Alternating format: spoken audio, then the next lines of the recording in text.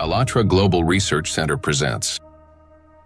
We are seeing people being diagnosed earlier compared to 50 years ago. We are seeing people being diagnosed with more aggressive disease of various kinds. And we are seeing people having worse outcome compared to what they used to.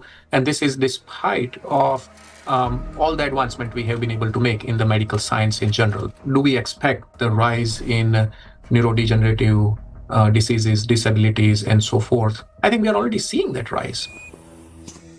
The rise in cancer rates worldwide is absolutely frightening. I think it's very legitimate to call it an epidemic. There's an increased rate of cancer worldwide in children and also in people much younger than I used to see. So what's going on now is that we're having a rise in people getting cancer, children, young adults, and it's probably not due to smoking or alcohol or anything. There seems to be something else, something in the environment that is causing this cancer at an alarming rate, and it's getting worse. So a very serious problem.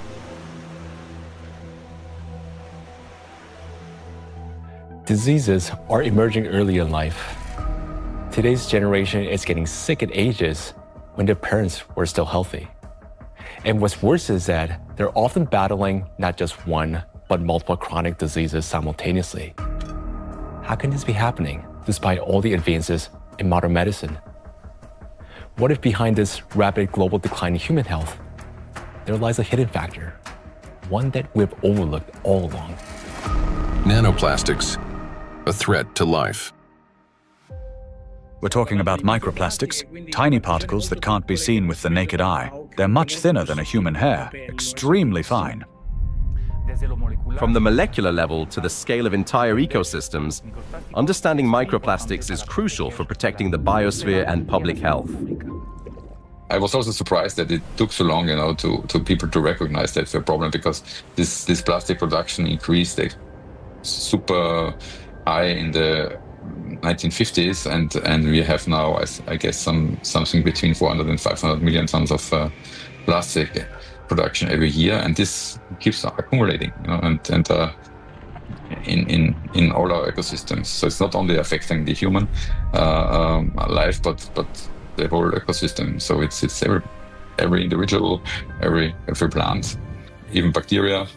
They take them up. So that's something which we have to take into account. The fact that it now pervades from our deepest ocean to our highest mountain, that it's present in more or less every living sample that scientists have looked at, and in some populations in considerable proportions, and that it's now pervading, our food, drink, and the air we breathe, to me, is quite concerning. The science has clearly, without a doubt, shown that these chemicals, these particles are very harmful for us in various ways, not just one organ system, but all organ systems are affected. Plastic symbolizes progress, a triumph of human ingenuity, a material that is light, strong, and built to last forever. Yet, as humanity, we miss something crucial. We fail to notice how the very material created to improve our lives began instead to endanger them. Unfortunately, people often underestimate the true threat posed by plastics. Many think of it merely as an environmental problem. Bottles scattered on beaches, debris floating across the sea. And yes, these do pollute our planet. But large plastic pieces alone cannot destroy the entire biosphere, including humanity, unlike the microscopic particles they eventually become. This plastic bottle. In this form, it poses no immediate danger. But everything changes once this solid object disintegrates into masses of microscopic fragments. If this half-liter bottle were broken down into plastic particles just 1 micrometer in size, it would create roughly 10 trillion of them. And if all those particles were to penetrate the cells of a human body at once, this single bottle, in the form of nanoparticles, would destroy a person within minutes. Micro and nanoplastics are a threat to life itself. And by life, we mean not only human existence, but the very survival of the entire biosphere. Scientists are sounding the alarm that even today, exposure to these particles is leading to deterioration of health, as well as physical and cognitive decline across humankind. A growing body of research links micro and nanoplastics to the development of diseases, genetic mutations, and the rise of antibiotic resistance. Some researchers even associate tiny plastics with climate anomalies, natural disasters, and increase in seismic activity as trillions of microscopic particles interact with the environment. Over time, they could create uninhabitable zones across our planet. And all of this begins with a simple chain reaction. When plastic, like this very plastic bottle, breaks down into micro and nanoplastics. This documentary is a result of a large-scale investigation. We have examined hundreds of scientific studies and thousands of facts to answer key questions, like why are plastics so particularly dangerous? How can plastic particles threaten the very foundation of life? And what chances remain for humanity to change its course? Today, only a few hundred, perhaps a few thousand people truly understand the magnitude of this threat. A number far too small for a world of 8 billion. But by watching this documentary, you will become one of the few who understand what's really happening. This is a story of why researchers studying nanoplastics call them the number one killer, and how they're already reshaping our future. Plastic interferes with the universal language of life.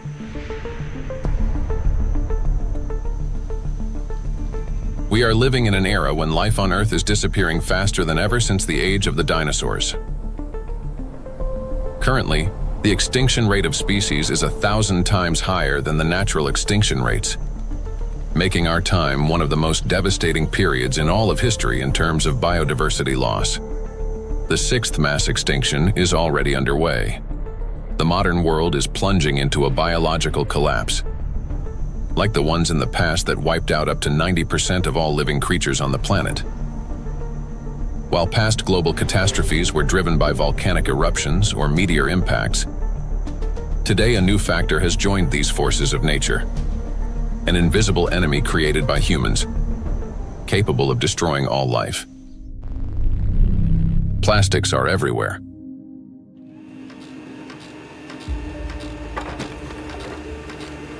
Since the mid-20th century, humanity has produced more than 9 billion tons of plastic. A material that was meant to make life easier, but has instead become a deadly trap for nature and for humanity. It is well established that most plastic is never recycled. Professor Antonio Ragusa, an Italian obstetrician gynecologist and researcher who first identified microplastic in the human placenta, explains how it continues its journey through the biosphere. Of the millions and millions of tons of plastic we produce, less than 10% gets recycled. More than 90% is dumped into the environment. And when plastic gets dumped into the environment, it slowly breaks down into smaller and smaller particles, eventually becoming very small, microplastics, or even tiny nanoplastics. These particles travel down rivers, reach the seas, spread throughout the oceans, and enter the fish we later eat, so they end up back inside us. The problem of microplastics has long been observed in ecosystems across the globe. Professor Sedat Gündoğdu of Çukurova University in Turkey, founder of a research group on microplastics and expert in marine biology and Mediterranean microplastic contamination, speaks about this growing concern. I'm working on fish biology mostly. I was working on fish biology since 2016. During my PhD study, I recognized that all the sampling location that we work for biodiversity fully polluted with plastics, not only microplastics, because first we realized that the main problem is plastic itself. Today we are accustomed to hearing the word microplastic. But there was a time when this term simply didn't exist. Professor Richard Thompson is a marine biologist at the University of Plymouth, director of the Marine Institute, officer of the Order of the British Empire, and fellow of the Royal Society. In his work, he was the first to describe microscopic plastic particles in the marine environment, laying the foundation for an entirely new field of research. When I started to teach, I set the challenge to some of my students. They went out onto the shoreline, they collected samples of sand, and we started to look at them under the microscope. And from the very first samples, we could see pieces that did not look like sand grains, brightly coloured pieces, red and blue. And it was then almost a kind of forensic journey to confirm their identity. And we confirmed that they were indeed plastics. We showed that they were present around the UK in a range of different habitats, in sediments and in the water column. And interestingly, in that first paper in 2004, my first paper on the topic, we used the term microplastics. And the term hadn't been used in this context for truly microscopic pieces before. There had been, and we referenced them in our paper, some studies of small pieces of plastic before, but we went smaller than anybody else. We showed this bioavailability. We showed the temporal trend of increasing over time. The ocean is the main reservoir of plastic accumulation. It already contains more than 200 million tons of plastic waste, and this amount continues to grow every day. It is important to understand that plastic does not disappear. Under the influence of sunlight, waves, salinity, and mechanical friction, it breaks down into microplastics and nanoplastics. Microplastics are plastic particles smaller than 5 millimeters in size, while nanoplastics are smaller than 1 micrometer, about 1,000 times thinner than a human hair. There are about 350 trillion microplastic particles in the surface layer of the ocean alone. Yet the real number is far greater. Scientists estimate that roughly 90% of nanoplastic particles are too small to be detected by current analytical instruments. As water evaporates from the surface of oceans and other bodies of water, microplastic particles rise into the atmosphere together with the water vapor. Dr. Dusan Materic, an environmental analyst at the Helmholtz Center for Environmental Research, Germany, leads a research group dedicated to the study of nanoplastics. Dr. Materic investigates atmospheric nanoplastics at the Sonnenblick Observatory in Austria, the oldest high-altitude research station in Europe.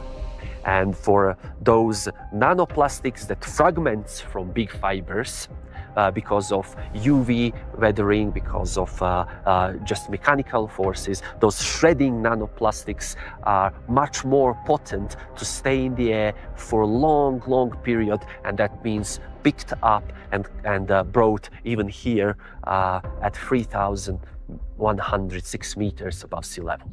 So what we discovered is that we have nanoplastics across all the stations, and we have nanoplastics even in the deepest ocean environment, and our deepest point is below 5,000 meters. Micro and nanoparticles in the atmosphere can travel thousands of kilometers, crossing from one continent to another. This is noted by Dr. Elke Ludewig from Austria, who heads the Sonnenblick Observatory and the European Center for Cloud Ambient Intercomparison, where the transport of these particles and the effects of this process are recorded. We know from different cases that we have really long transports of particles from, for example, Japan up to here, or Canada, for example. There are two examples I can tell you. The one is the accident in Fukushima. It took about 11 days until aerosol particles with a higher radiation received the Sonnenblick Observatory. Another example was in 2025, on the 9th of June, there was a kind of transport, an air mass from Canada received the station here. We could see it in the sky. Of course, we could see it in our data that we had higher aerosol concentration, but the really impressive moment was, and that's why it's also important to have stuff up here, we could really smell the burn in the air. And this lasts for the whole day. So there you can see how intense effects somewhere on the globe, especially on the North Hemisphere, can be, and it's still transported hundreds of kilometers around the North Hemisphere, and we can measure it here and show what it is. Atmospheric micro and nanoplastics then return to Earth with precipitation, falling with rain or snow and settling in forests, on farmland, and across grasslands, where they seep into the soil and penetrate plants. This is happening all over the planet, in both the northern and southern hemispheres.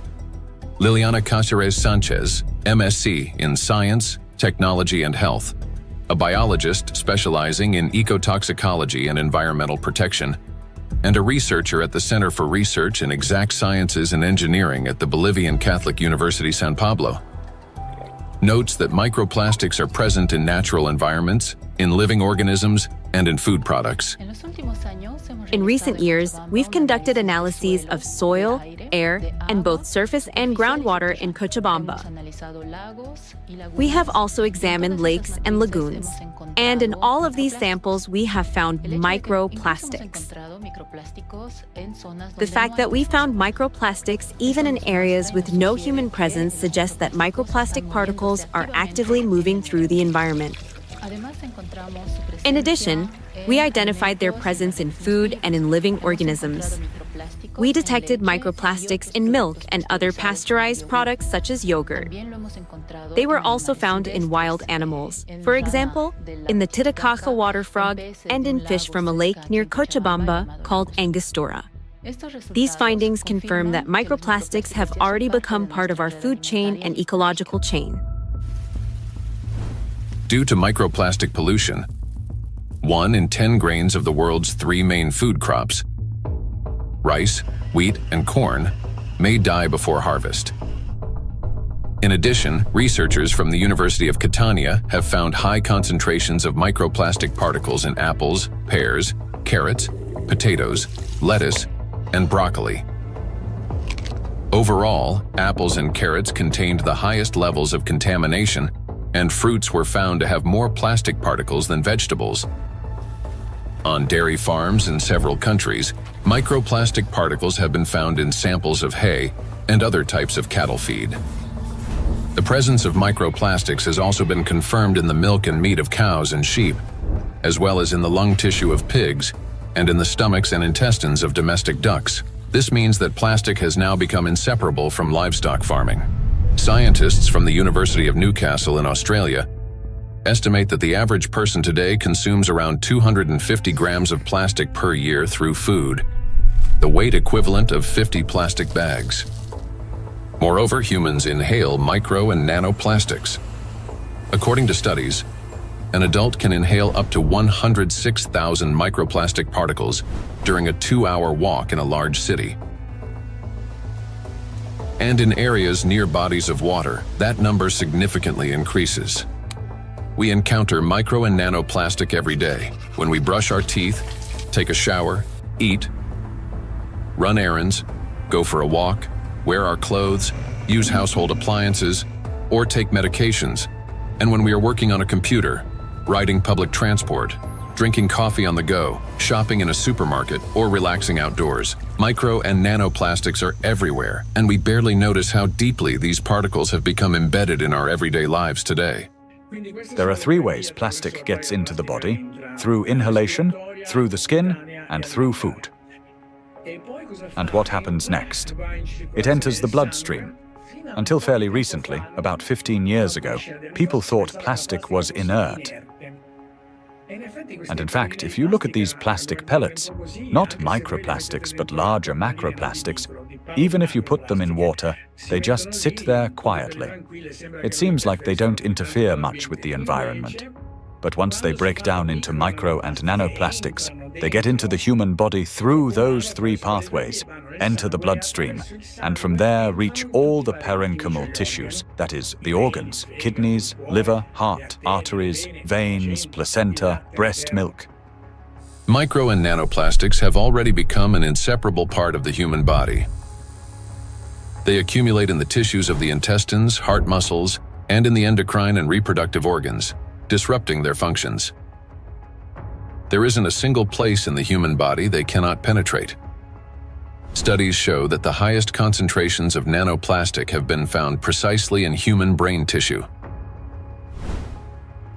Professor Lucas Kenner, a pathologist, cancer researcher, director of the Christian Doppler Laboratory for Applied Metabolomics, and scientific director of the Micro-1 project studying microplastic and its effects on health, explains how micro and nanoplastic particles can evade the body's defense mechanisms and reach the brain within just a few hours. And we found out that particles which are in the bloodstream and cover themselves with cholesterol molecules, they easily can enter the blood-brain barrier, which is a very strict body barrier and protects the brain from toxic outside or even therapeutic substances. So it's, it's difficult, for instance, to treat brain tumors because the blood-brain barrier is so strict also for medications. But particles can enter quickly because they cover themselves with molecules will help them enter the blood-brain barrier. And this is for me, it was really very striking to see that, that these particles in 2 hours after we give them an oral gavage, they're already in the brain. Scientists at the University of New Mexico have found that in every gram of brain tissue in middle-aged individuals, there are about 4,900 micrograms of plastic. This means that today, around 0.5% of the human brain is composed of plastic. Simple calculations show that the human brain contains on average around 7 grams of plastic, roughly the weight of a plastic teaspoon. And such a teaspoon is already inside the human head.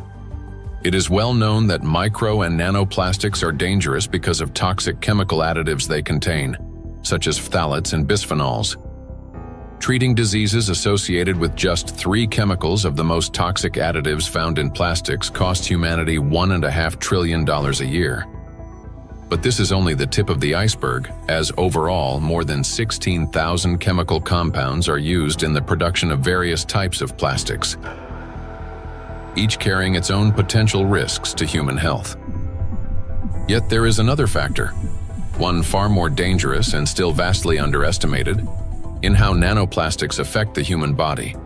It is precisely this factor that allows nanoplastics to easily penetrate the body's protective barriers, and once inside, they are virtually impossible to remove.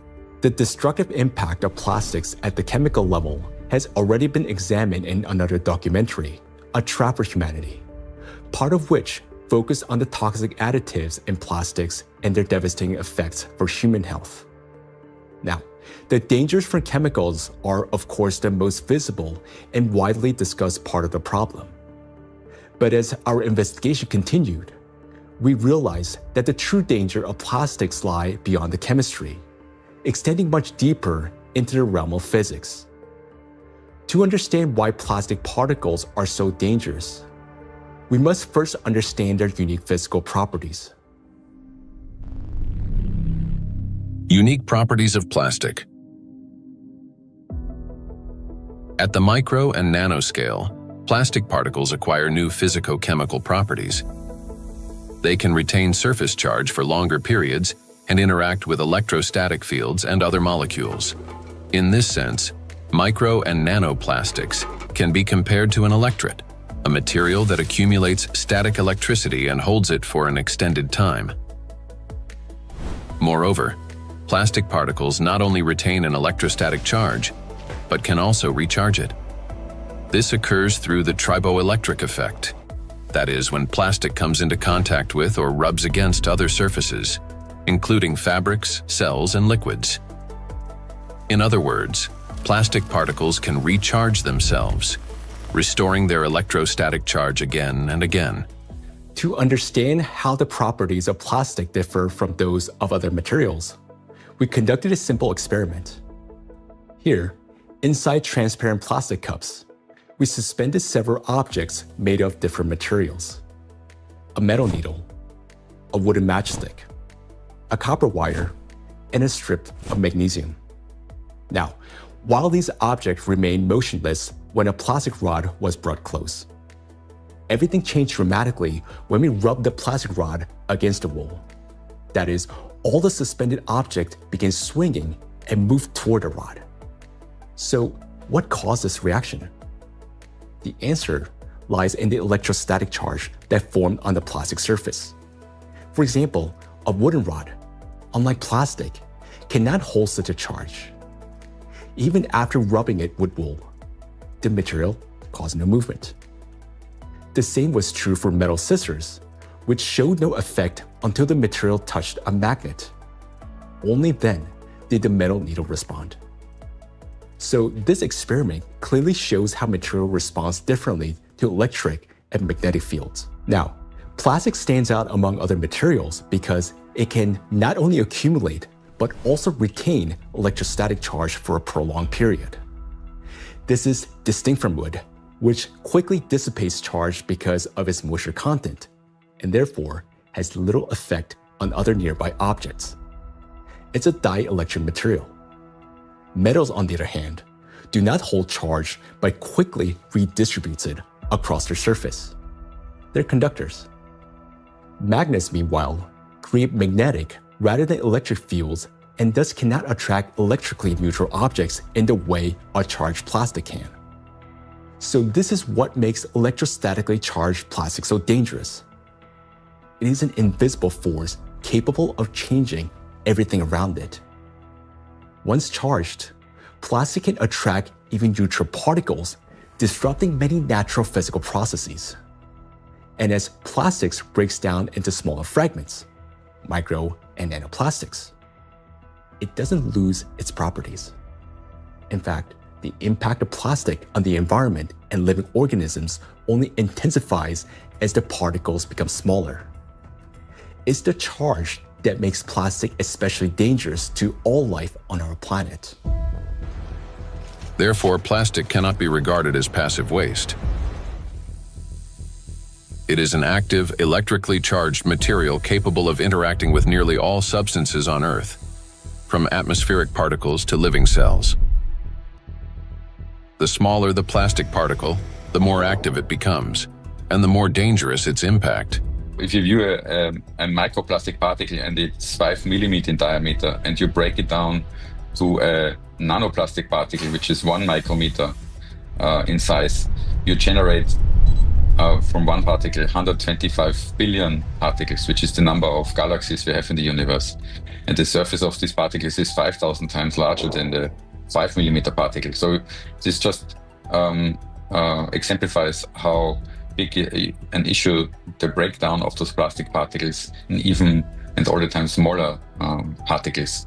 And these particles have maybe total different properties than the large 5 millimeter particles. So you not only change the size, but also the surface and the properties of the particles. Nanoplastic has an enormous surface area compared to its mass. It's like a tiny grain with the surface area of a football field. This is called a high specific surface area. The larger the surface, the greater the particle's ability to accumulate and retain electrostatic charge, and the more active sites it contains that bind proteins, metal ions, lipids, and other molecules from the surrounding environment can attach.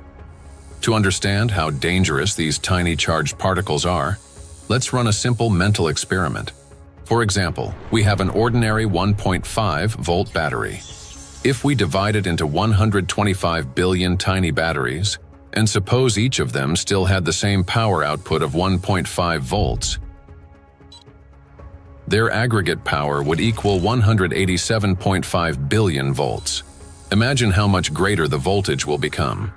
Similar things happen with plastic.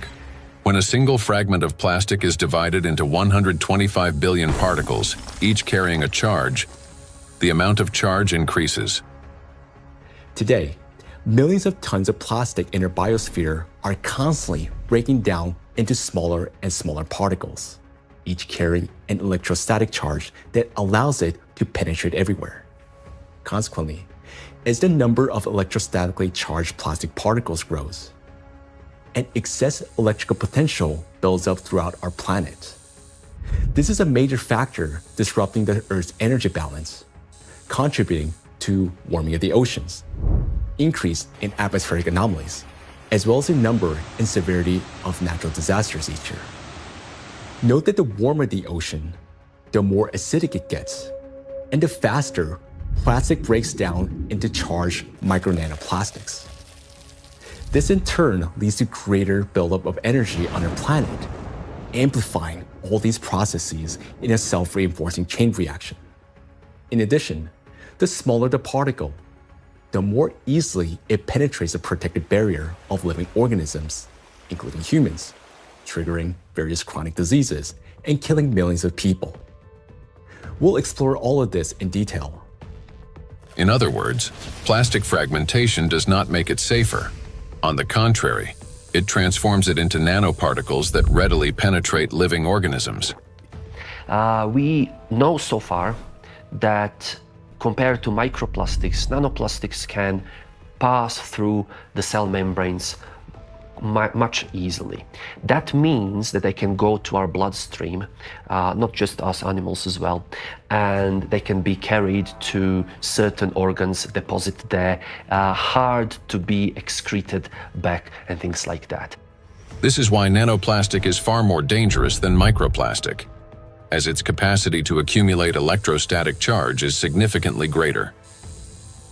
Due to their electrolyte behavior and small size, plastics do not remain inert particles. They become charged and transform into trillions of micro and nano killers. It is through this charge that tiny plastics can penetrate deep into living tissues and even destroy them.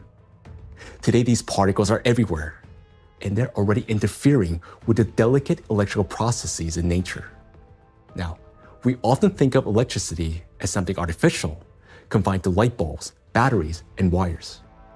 But in reality, electrical impulses are the very language of life. That is, they enable the entire biosphere to function. And it is precisely these natural processes that electrostatically charged micro and nanoplastics are now disrupting. Universal language of nature.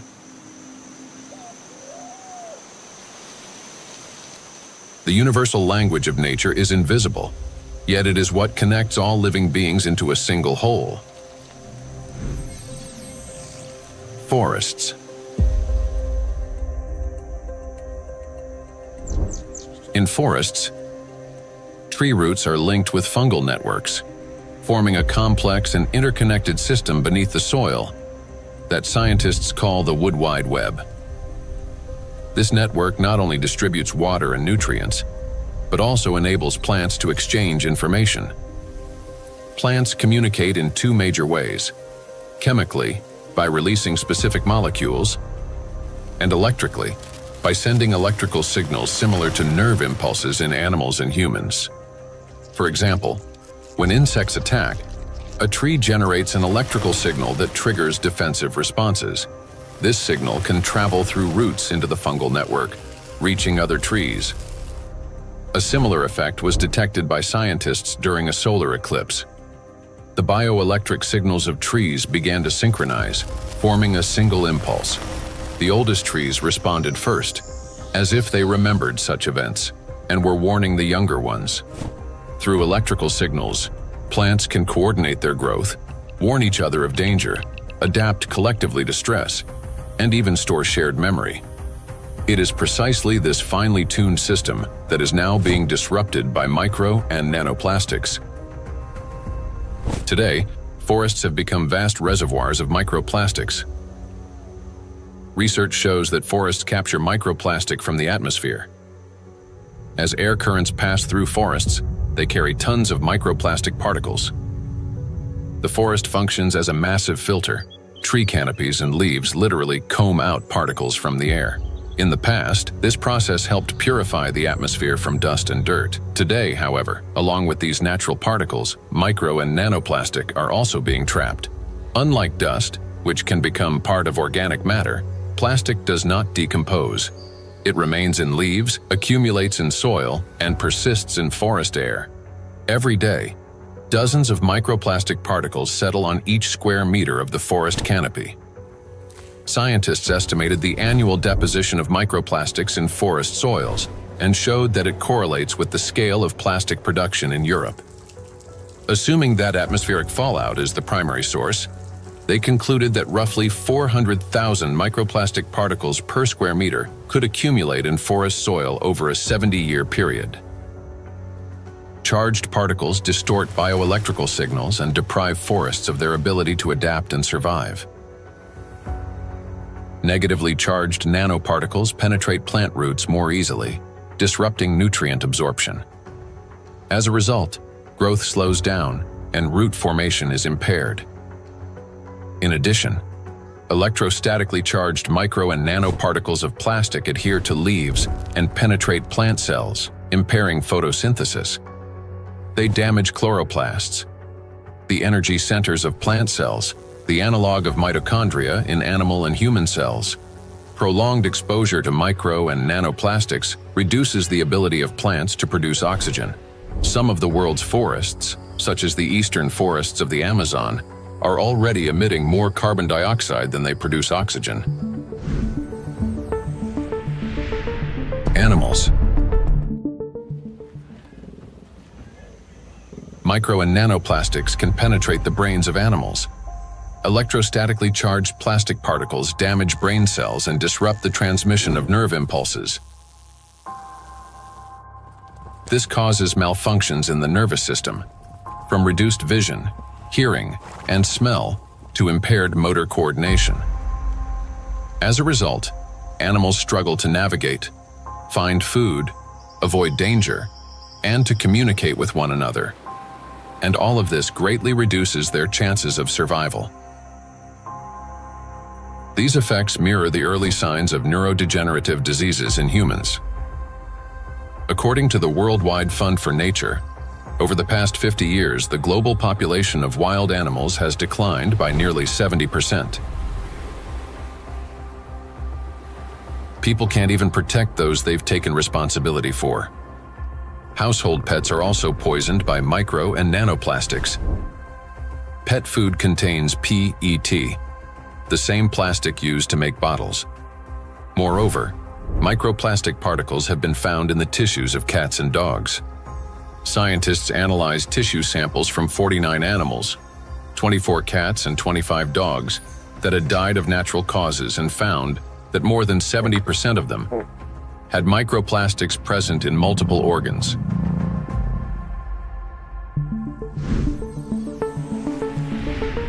Insects. The rate of insect extinction is 8 times higher than that of mammals, birds, or reptiles. The crisis is especially severe for pollinators, bees, whose role in ecosystems and agriculture is critical. Wild and domesticated bees pollinate 75% of agricultural crops and 90% of wild flowering plants. More than 30% of the world's food production depends on bees. Today, populations of honeybees and wild bees are declining rapidly. If this trend continues, half of all bee populations may disappear within the next decade. The disappearance of bees means the loss of the link that connects plants and food, nature, and humanity. Studies by Indian researchers have identified a correlation between microplastic pollution and declining populations of insects. Bees interact with their environment through electrical impulses. They navigate not only by scent, color, and flower shape, but also, remarkably, by sensing a flower's electric field. When a bee approaches a flower, they communicate through the electrical field. As bees fly, friction with the air gives their bodies a positive charge, while flowers, being grounded, carry a negative charge. This difference creates an electric field that allows pollen to transfer to the bee even before it lands. Experiments have shown that bees can distinguish flowers by their electric fields, associate specific electrical signals with the presence of nectar, and even determine a flower's freshness by the strength of its residual charge. After a flower has been visited, its electric field weakens, and other bees can read the signal that the flower contains less nectar. Moreover, the bee's own electric charge can stimulate a plant to release fragrance, attracting even more pollinators. Thus, an entire electrical communication system operates between bees and flowers. The electrostatic charge carried by micro and nanoplastics distorts these electrical impulses, affecting the bee's brain and nervous system. As a result, bees can no longer recognize flowers, locate nectar, find its way home, or identify members of their colony. Even the smallest doses of microplastics can be lethal to bees. Bees are covered in sensitive hairs and constantly interact with their environment, allowing plastic particles to settle on their bodies and easily penetrate them. One of the leading experts studying the impact of microplastics on insects is Professor David Baraki, PhD in ecology and animal ethology, biologist, and head of the Cognitive and Behavioral Ecology Lab, B-Lab, at the University of Florence. We already know from our studies and studies from other colleagues that, for instance, the microplastic can affect the gut microbiome. So if they feed with microplastics, this can generate dysbiosis, or the microbiota can be affected. In the same way, we found that it can affect the immune response. So both honeybees and bumblebees have a kind of immune depression, so they are not any longer able to fight infections. And they can also show altered behavior. So, for instance, again, learning and memory is affected. Polyethylene doesn't seem to harm too much honeybees, and polyestyrene had a strong impact not only on survival but also on learning and memory. So in our experiment, we really found that this polymer, concentration that we probably can find in environment, can actually impair memory formation and memory retrieval. And this is, of course, alarming because for honeybees, it's, as I said, it's very, very important to have a good learning and memory capabilities.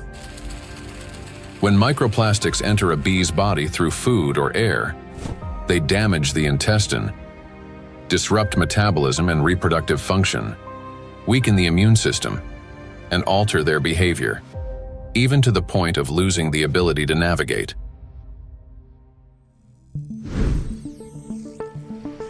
Birds. Across the globe, scientists are observing an alarming trend. The number of wild birds is rapidly declining. In North America alone, over the past 50 years, approximately 3 billion birds have disappeared. That is a quarter of the entire bird population. Electrical signals play as vital a role in the lives of birds as they do throughout the entire biosphere. The avian nervous system functions through transmission of electrical signals from the brain to all parts of the body. Those impulses control movements of wings, tail, and body in flight, vision and coordination, cognitive responses, for example, evading predators, song and vocal communication. Birds are true living navigators capable of traveling thousands of kilometers and returning precisely to the same locations year after year.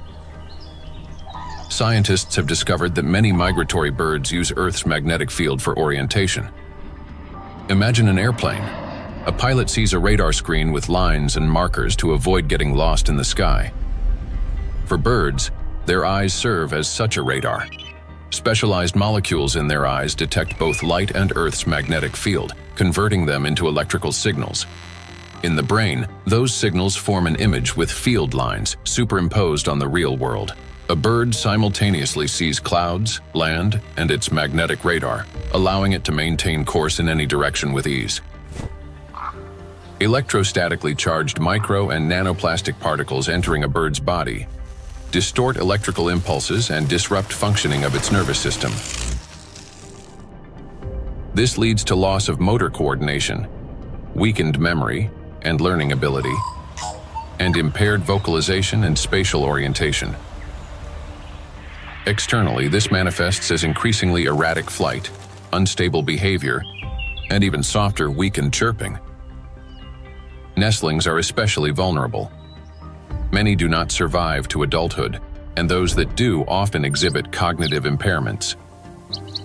However, that's not all. Plastics damage the liver, kidneys, stomach, and brain of birds, causing symptoms that resemble Alzheimer's disease. Even birds that appear healthy lose the ability to adequately care for their partners and offspring, sharply reducing their chances of successful reproduction.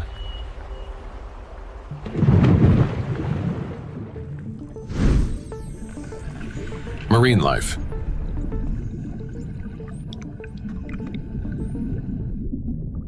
Beneath the surface reigns a unique world where vision weakens and sounds become distorted. In such conditions, marine life perceives reality differently. Through electroreception, the ability to sense faint electric fields and navigate by them. Predators such as sharks can detect tiny electrical impulses produced by muscle contractions and the heartbeat of their prey. Even if a fish remains motionless and hidden in sand, its bioelectric signals reveal its location. All living organisms in water generate continuous bioelectric fields due to ion flow across their skin. Those fields are subtly altered when the animal moves or when another living being appears nearby. Electrical impulses are an inseparable part of life itself, even underwater. Electrostatically charged micro and nanoplastics can distort or block those signals, which makes marine creatures especially vulnerable. As a result, marine animals and fish lose their ability to accurately locate prey, avoid predators, and follow migration routes. This threatens their survival and leads to population declines. Furthermore, fish exposed to microplastics exhibit a wide range of toxic effects, from immune system dysfunction to altered blood composition. Signs of neurotoxicity, growth retardation, and reduced reproductive capacity have also been documented in fish.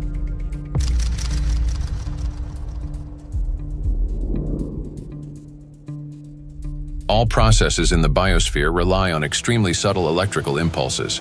It is these impulses that become distorted by electrostatically charged micro and nanoplastic. Micro and nanoplastics have already permeated every environment and integrated into all ecosystems. The examples given here represent only a small part of a global problem. Disruptions are occurring throughout the biosphere without exception, and the outcome is the same everywhere. Distortion of signal transmission, breakdown of biological connections, malfunction of living systems, and ultimately, the death of life itself. Micro and nanoplastics are everywhere, and everything they touch is slowly dying.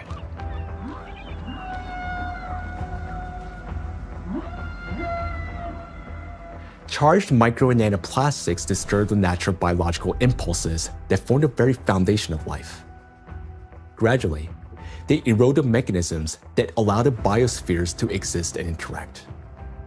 This decay begins from within, slowly, almost imperceptibly, yet inevitably. Even what appears healthy and alive today is already contaminated by micro and nanoplastics.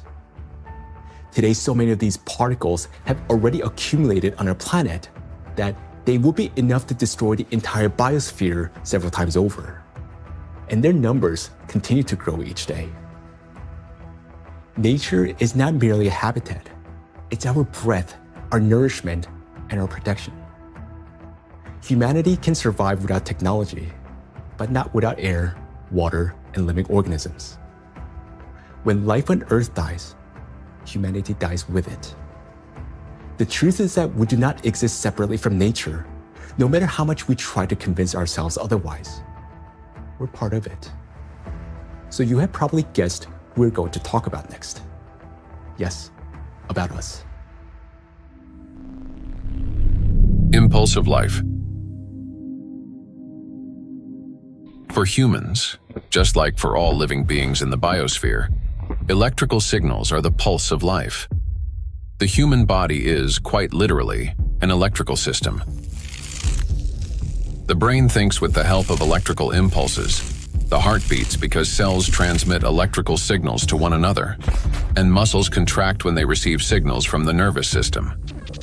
Neurons play a key role in coordinating all body functions by generating and transmitting electrical impulses. How an electrical impulse is generated in neurons? Every neuron has a membrane with the so-called gates, ion channels. When a signal needs to be transmitted, some of these gates open, and ions begin moving quickly into or out of the cell. This flow of ions changes the membrane's electrical charge, creating an electrical impulse. The impulse travels along the neuron and transmits information further to other cells. How you communicate, whether you interrupt, speak quickly and emotionally, or on the contrary, whether you're apathetic, how you scroll through a news feed on your phone, whether you rush or move slowly, depends largely on the balance of ions. When this balance is disrupted, a person can become overly irritable, or, on the contrary, sluggish. Every movement and reaction of our body is based on electrical impulses in neurons and other cells. For example, if you accidentally touch a hot object, nerve fibers instantly transmit a signal to the brain, which commands the muscles. Pull your hand away. Without electrical impulses, the body wouldn't be able to maintain a stable internal state, homeostasis. Even the immune system cannot function without electrical impulses. The speed and strength of every immune cell's response depend directly on the quality of impulse transmission. Emotions and thoughts are also the language of electrical impulses. When you feel joy, sadness, excitement, love, or recall a memory, tiny electrical sparks run between neurons. They're like messages between friends. One neuron writes, another reads, and passes it on. Through these chains, thoughts, emotions, and decisions are born. When you learn something new, that too is the work of electrical impulses. They create new neural connections, as if paving little pathways in the brain that make it easier for impulses to travel later on. Even at the very beginning of life, when a sperm cell fertilizes an egg, an extraordinary phenomenon occurs. This contact triggers a cascade of biochemical reactions, including the release of billions of zinc ions. This impulse acts like a start button that activates the egg and initiates the very process from which the future embryo begins to develop. We rarely think of ourselves as electrical systems, yet that's exactly how our bodies function. Nature created a perfect design in which countless vital processes and interactions occur through electrical impulses. But there was one thing that nature could not have foreseen: that humans would create an enemy capable of infiltrating and disrupting this perfect mechanism. In studying micro and nanoplastics, we discovered that their most dangerous weapon is invisible. It is the electrostatic charge that these particles accumulate and retain. This charge begins to destroy us from within, starting from the very foundation of life, the cell. Inside the cell, charged nanoplastics cause the greatest harm. They disrupt communications between the cells, trigger self-destruction programs, and deprive cells of their ability to generate energy for sustaining life. The question is, how do plastics do this? How do micro and nanoplastics damage the body's cells? Disruption of interactions between neurons. Electrostatic charge and extremely small size allow nanoplastic particles to penetrate inside human cells.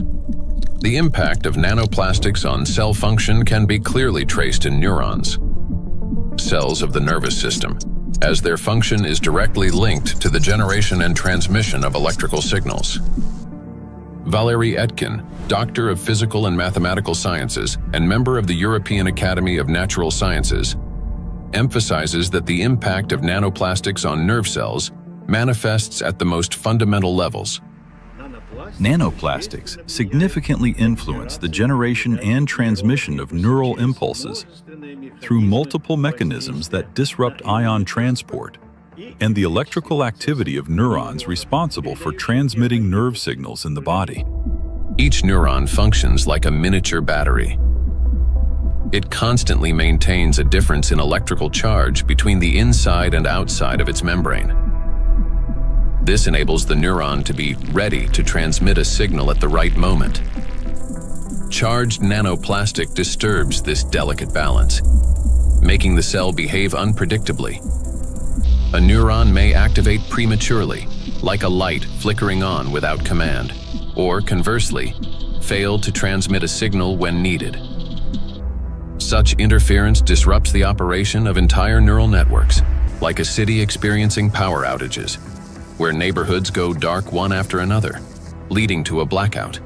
In addition, as shown by research conducted by Chinese scientists from Southern Medical University in Guangzhou, nanoplastic interferes with the operation of ion channels. Nanoplastic carrying an electrostatic charge can interact with these channels and alter their structure.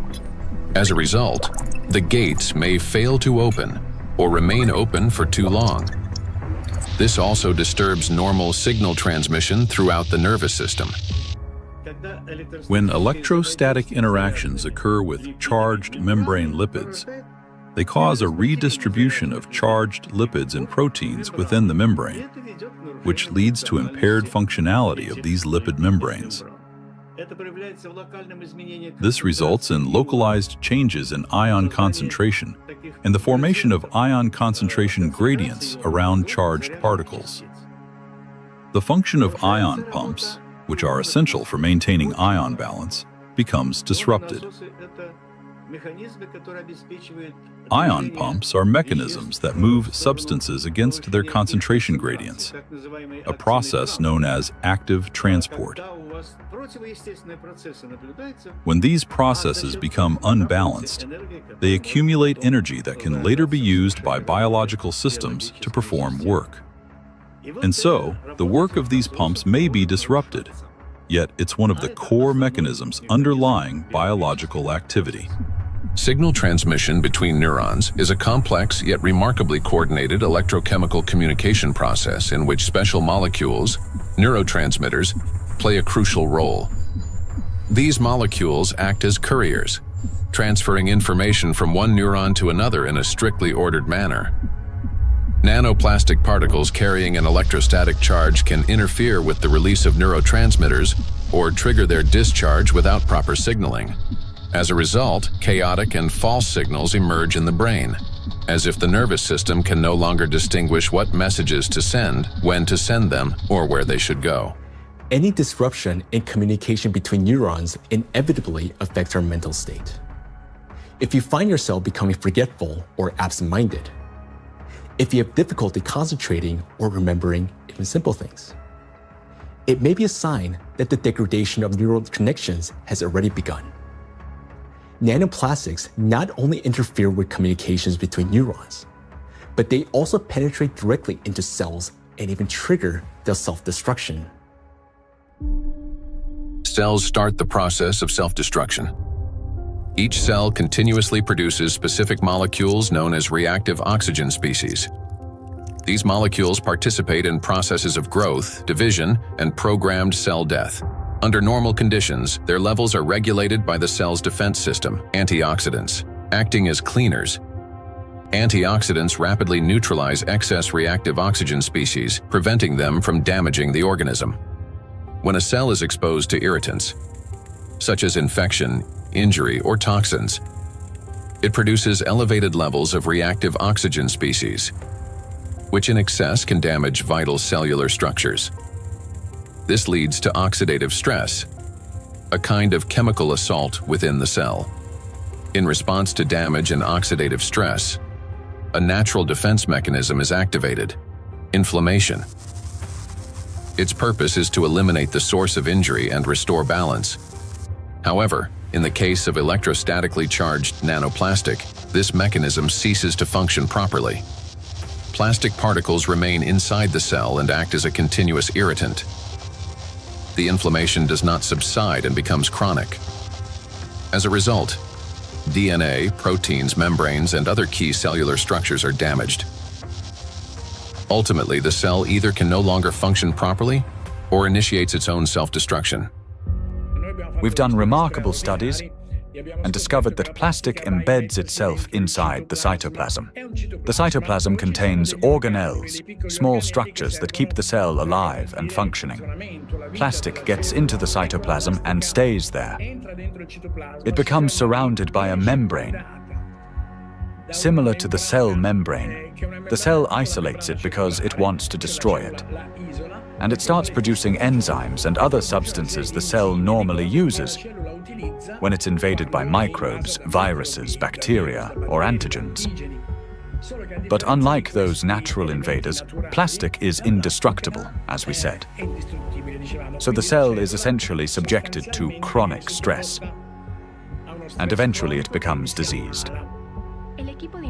The Microplastics Research Group at the Bolivian Catholic University in Cochabamba uses aquatic planarians, small organisms that serve as highly useful biological models.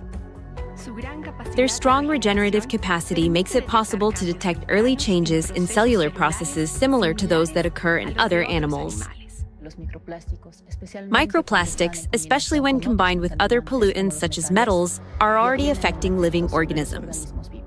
Microplastics can trigger oxidative stress, an imbalance between the production of reactive oxygen species and the body's antioxidant capacity.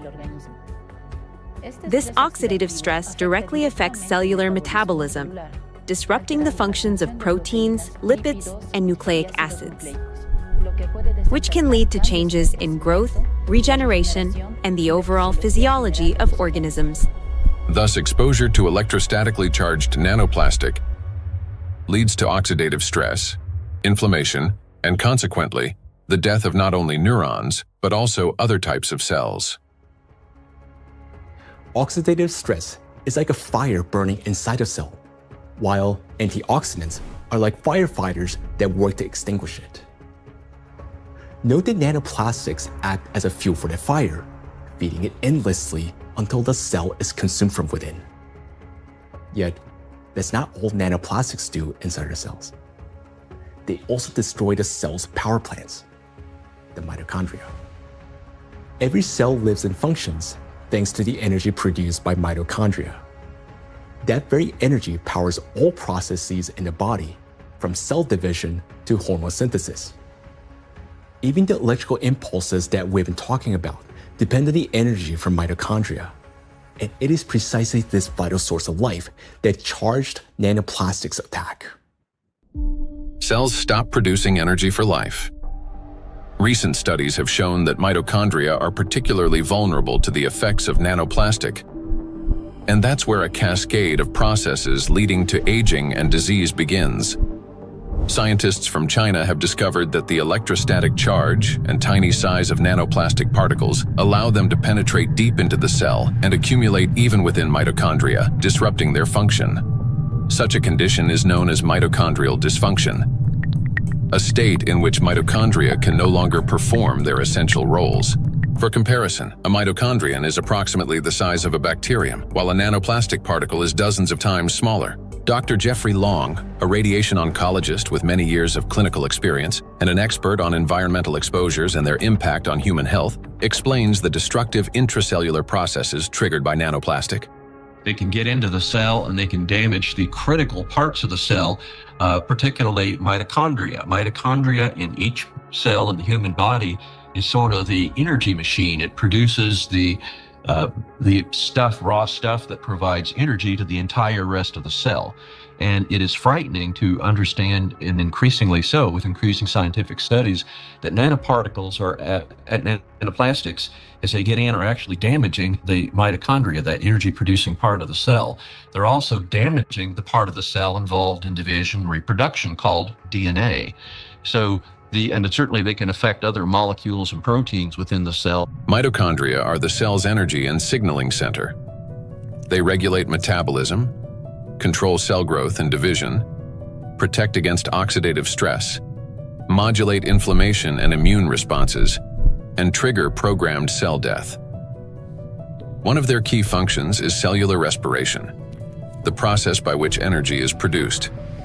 Energy in the human body is generated as follows. First, proteins, fats, and carbohydrates from food are broken down into simple molecules. These molecules then enter the mitochondria, where electrons are extracted from them. The electrons move along a specialized chain of proteins, much like an electric current passing through wires. This electron flow drives the mitochondrial energy machinery, resulting in the production of ATP, the universal fuel that powers all organs and tissues. A single mitochondrion can produce up to 10 million molecules of ATP per day. However, electrostatically charged nanoplastic interferes with this delicate process. Its particles disrupt movement of electrons and reduce the efficiency of ATP synthesis. It is similar to a power plant where the wiring begins to short circuit. The generator falters, energy output drops, and the entire system starts to fail more quickly. Mitochondria have their own DNA, a set of instructions for energy production. Without it, mitochondria cannot generate energy, and the cell gradually loses its power source and begins to deteriorate. Exposure to nanoplastic causes mutations to accumulate rapidly in mitochondrial DNA, further impairing mitochondrial function. Studies published in 2023 demonstrated that 50 nanometer polystyrene nanoparticles sharply reduce ATP production and increase the number of mutations in mitochondrial DNA.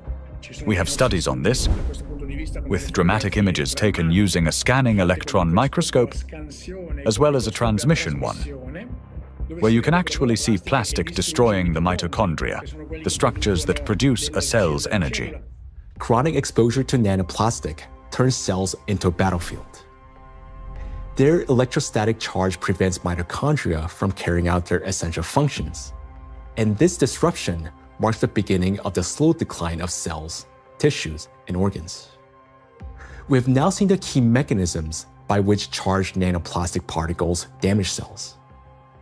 Each of these processes is destructive on their own, but they also occur simultaneously and amplify one another's effects. This chain reaction unleashes avalanche of damages leading to cell death, and ultimately causing systemic breakdowns and accelerating biological aging. Micro and nanoplastics accelerate aging. We tend to think that aging begins with wrinkles, gray hair, or fatigue.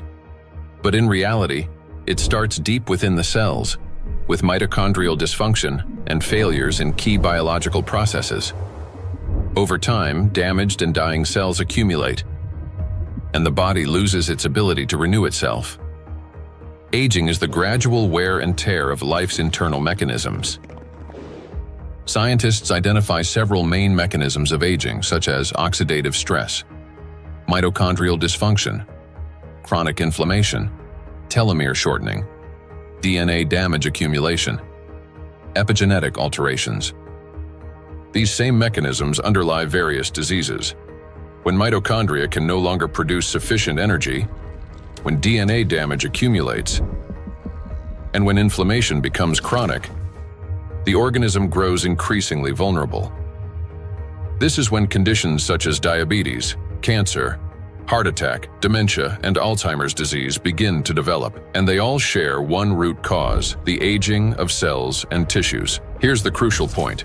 Electrostatically charged nanoplastic induces the same processes: oxidative stress, DNA damage, mitochondrial dysfunction, telomere shortening, chronic inflammation, and epigenetic alterations.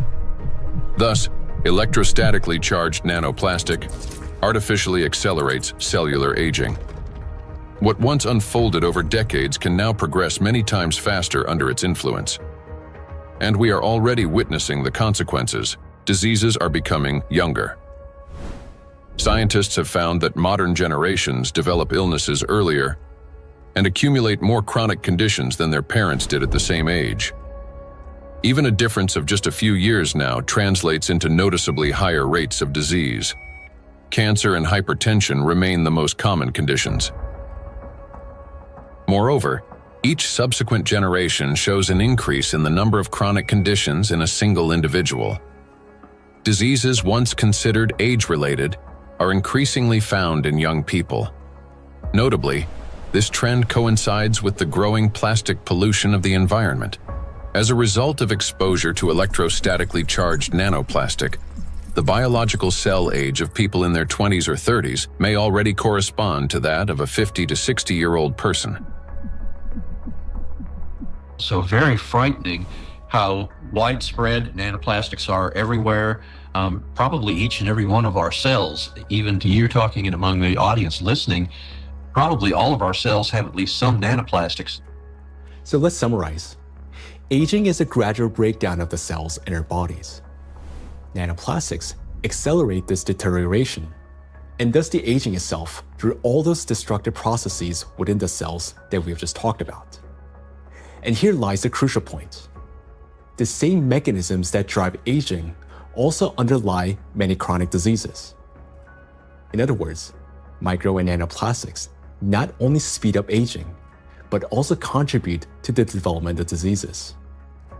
Today, micro and nanoplastics are detected in every organ of the human body, and everywhere, in each organ, in each cell. The tiny plastic particles trigger a cascade of internal destruction. Nanoplastics damage cell membranes, disrupt ion channels, induce oxidative stress, disable mitochondria, and provoke genetic mutations. These damages affect all cell types in the same way, whether in the heart, bones, lungs, or elsewhere. Now, we know the answer to the main question that began our investigation. Why and by what mechanism are nanoplastics capable of destroying living systems at the microscopic level? But what does that mean to us, for each of us? What specific diseases arise from such cellular destruction within the human body? The answers lie ahead in the next part of our investigation. Micro and nanoplastics are damaging health. Micro and nanoplastics impact the nervous system. Neurological disorders are the leading cause of physical and cognitive disability worldwide, affecting almost 3.5 billion people. Over the past 30 years, the number of such cases has risen drastically, and scientists project that within the next 2 decades, this figure could double. Since this trend mirrors a surge of plastic pollutions in our environment, it becomes clear why these diseases are becoming more prevalent and why they're increasingly affecting younger population. Now, recall the image of a plastic spoon in the brain. Unfortunately, it doesn't sit there inert or harmless. Electrostatically charged plastic particles attack neurons, the brain cells that are responsible for most of our thoughts and movements. Every day and every minute, nanoplastics are silently destroying cells in our brains, and the exposure to these tiny plastics, they never stop. In fact, it continues to accelerate. Consequently, the damage of our neurons lead to severe and often irreversible diseases like Alzheimer's and Parkinson's, multiple sclerosis, epilepsy, stroke, and many others. But neurons are not limited to the brain. They form an extensive network that coordinates and synchronizes the activity of the entire body. And when they're damaged, the autonomic nervous system begins to malfunction, disrupting the function of internal organs. For example, the intestines contain about 500 million neurons, often referred to as a second brain. This vast network plays a vital role in digestion, immunity, and even emotional regulation. But with every sip of water and every meal, an invisible stream of micro nanoplastics enters our bodies. And unfortunately, most of these particles settle and accumulate in the intestines. Micro and nanoplastics destroy intestinal barriers. The intestine is not just a digestive organ. About 70% of the cells in our immune system are concentrated there, which means its condition directly affects the protection of the entire body. So another study that we provided, showed us we are actually eating plastics, microplastics, because we analyzed 26 human cadaver.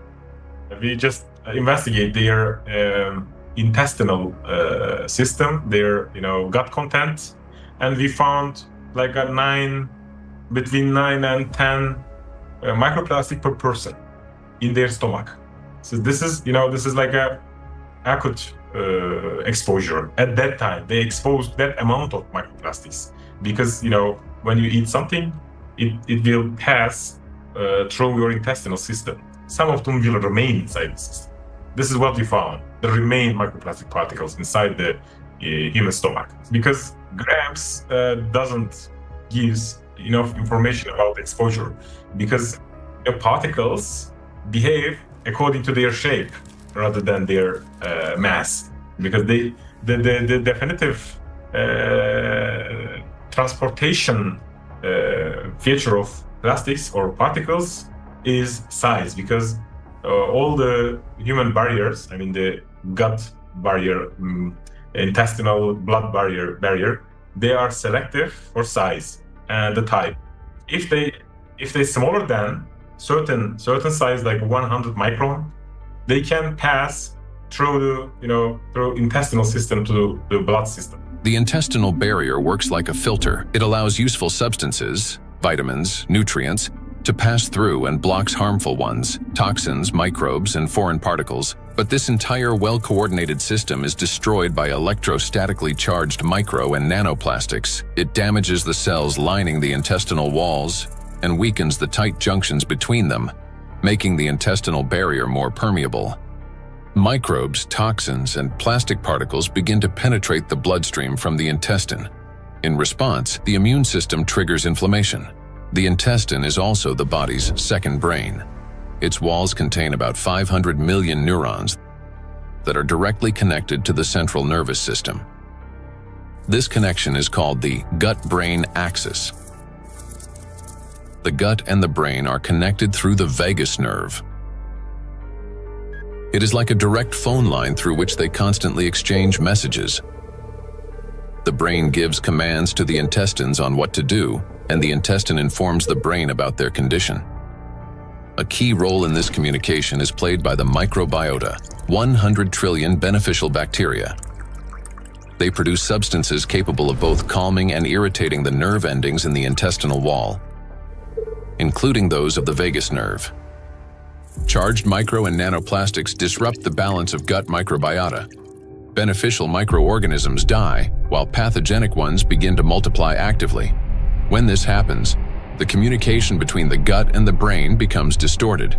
When nanoplastics enter the intestine, it triggers a vicious cycle of destruction. The damage that begins in the intestine leads to systemic malfunctions throughout the body.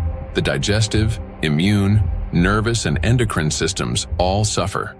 This accelerates the body's aging process and increases the risk of serious diseases such as irritable bowel syndrome and inflammatory bowel diseases, allergies and autoimmune diseases, depression, anxiety and cognitive disorders, obesity and diabetes, cardiovascular diseases, neurodegenerative diseases, such as Alzheimer's and Parkinson's. Micro and nanoplastics destroy immunity. Researchers from the University Medical Center Utrecht discovered that immune cells exposed to nanoplastic die 3 times faster than those that are not. Such accelerated death of immune cells severely weakens immunity and reduces the body's ability to fight infections. This contributes to the spread of inflammatory reactions throughout the body.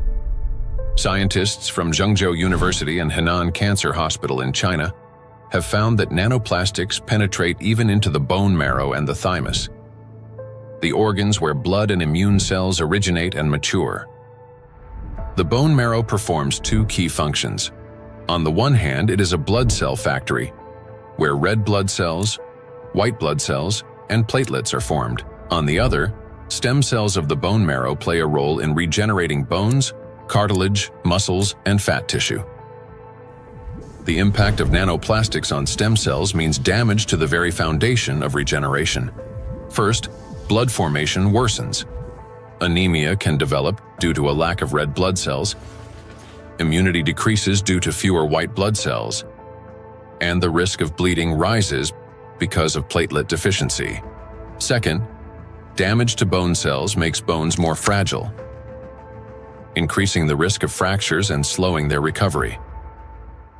Nanoplastics not only destroy the immune system, but through its electrostatic charge, they also create conditions for the reproduction and resilience of pathogens. A study from the University of Illinois showed that positively charged nanoplastic particles increase physiological stress in gut bacteria such as E. coli, making them more pathogenic. The electrostatic charge plays the decisive role here. It is what increases the pathogenicity of microorganisms. At the same time, nanoplastic particles without electrostatic charge did not cause physiological stress in bacteria, and their danger to humans did not increase.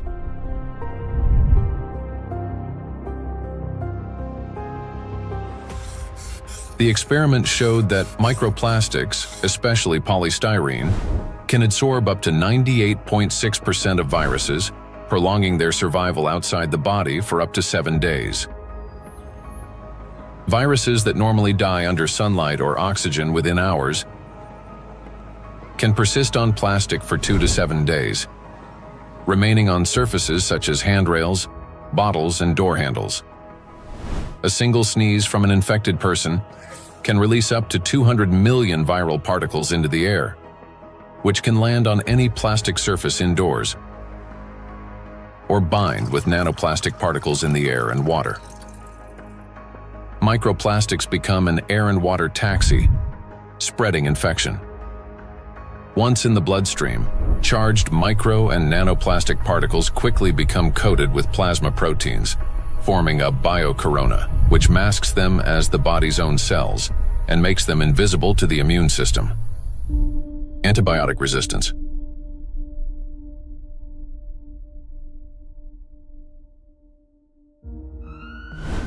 In 2019, antimicrobial resistance was directly responsible for more than 1 million deaths, with nearly 5 million additional deaths linked to related complications.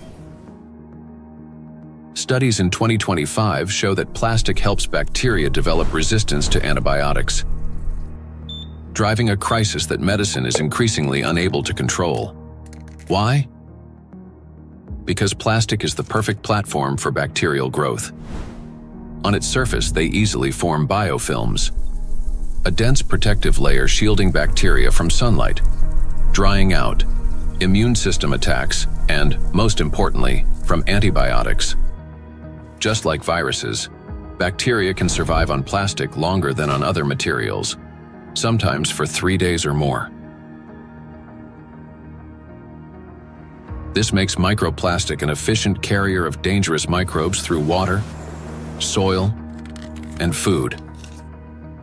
Paul Dabzak, PhD in water chemistry and microbiology, researcher at Center for Research in Exact Sciences and Engineering at the Bolivian Catholic University San Pablo, notes that the presence of biofilms on microplastics makes them even more dangerous. In the laboratory, we study how microplastics interact with metals and microorganisms.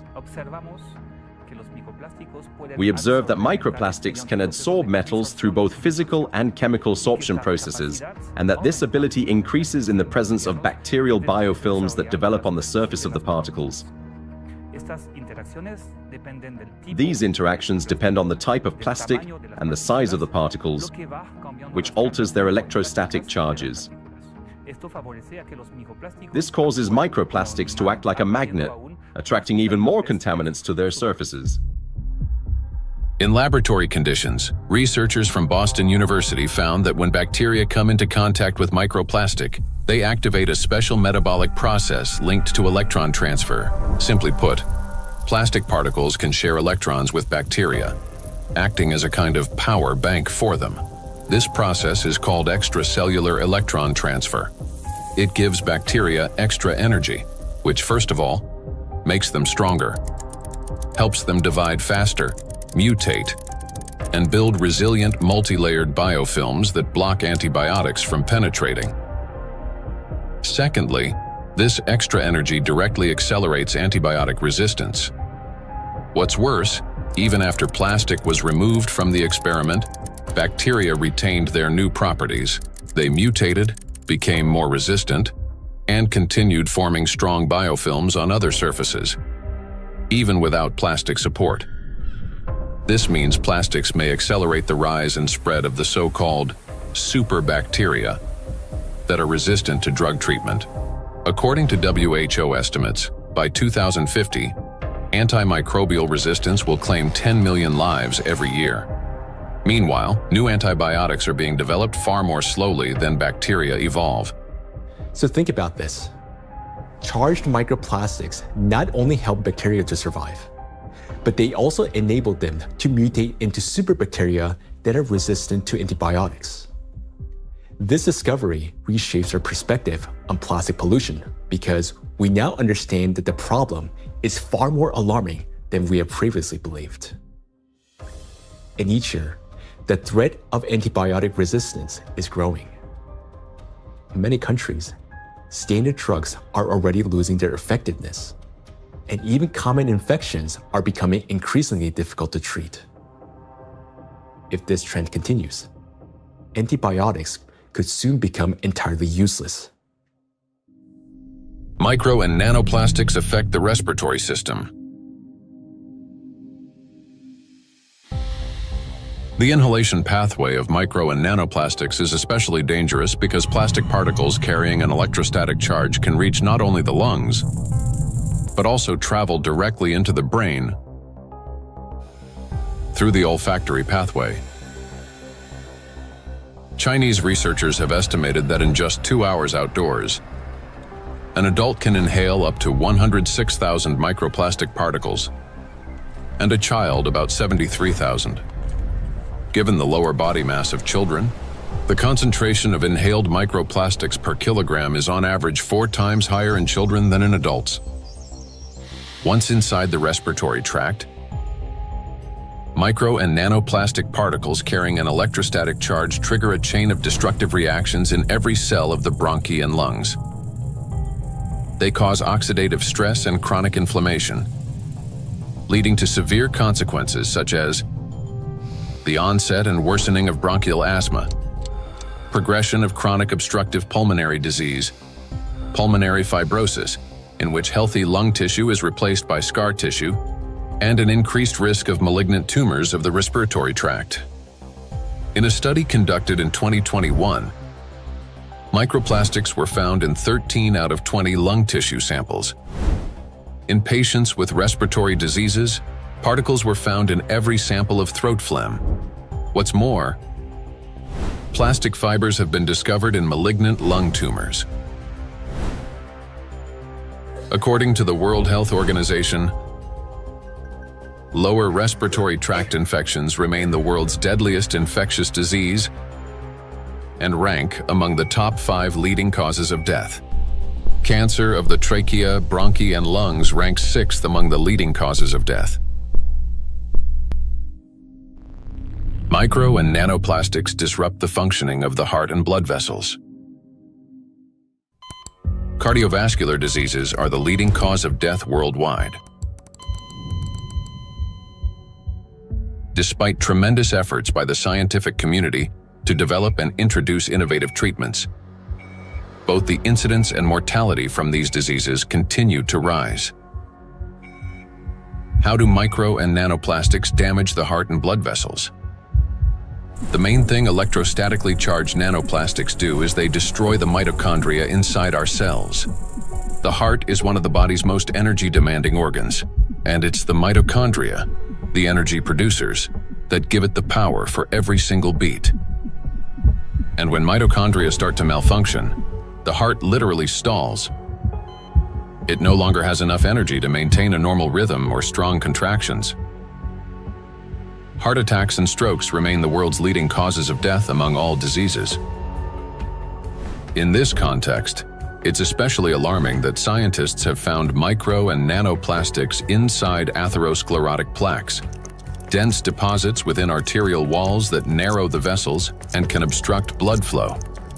When a vessel becomes constricted or a clot forms, blood circulation to the heart or brain is disrupted, sharply increasing the risk of a heart attack or stroke. Research shows that when microplastics are present in carotid artery plaques, the risk of these life-threatening events and fatal outcomes rises by 4.5 times. Micro and nanoplastic particles trigger blood clot formation. When micro and nanoplastics enter the bloodstream, they don't simply drift there passively. Because of their electrostatic charge, plastic particles stick to vessel walls and attract blood proteins and cells. These coated particles damage the endothelium, the ultra-thin layer of cells lining the inside of blood vessels. The endothelium is like an intelligent shell of the vessels. It regulates their dilation and constriction, controls blood clotting, and protects against inflammation. However, under the influence of micro and nanoplastics, this system breaks down, leading to chronic inflammation and an increased risk of thrombosis. In addition, electrostatically charged microplastics can interact with blood cells, platelets and red blood cells, disrupting their normal behavior. Under normal conditions, red blood cells carry a negative surface charge called the zeta potential, which keeps them from sticking together and allows blood to flow freely, even through the tiniest capillaries. But when exposed to microplastics, this charge decreases. Red blood cells begin to clump together, blood viscosity rises, and clot formation starts. As a result, clots appear in the vessels, obstructing blood flow, which is especially dangerous for the brain, heart, and eyes. This consequently increases the risk of chronic fatigue, vision disorders, hypertension, heart attack, and stroke. Nanoplastics interact with cell membranes. Positively charged nanoparticles are strongly attracted to negatively charged components, leading to disruption of membrane integrity, for example, in red blood cells, platelets, and endothelial cells. Micro and nanoplastics induce the development of cancer. The rise in cancer rates worldwide is absolutely frightening. I think it's very legitimate to call it an epidemic.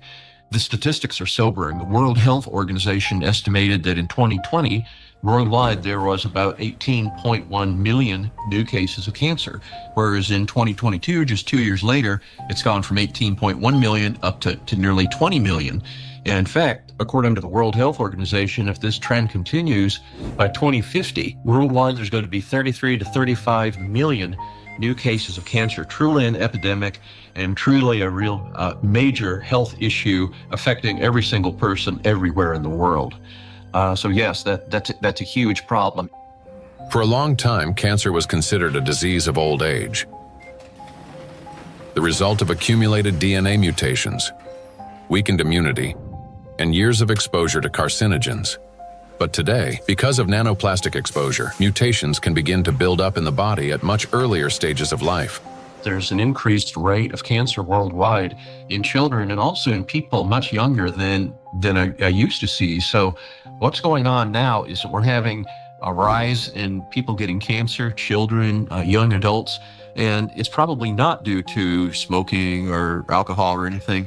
There seems to be something else, something in the environment that is causing this cancer at an alarming rate, and it's getting worse. So a very serious problem, yes. And again, one of the possibilities that could be accounting for this, we'll be talking more about it, is indeed nanoplastics. We observe in the last 30 years that in some countries, we observe early onset cancerogenesis, so that tumors are diagnosed more early than previously.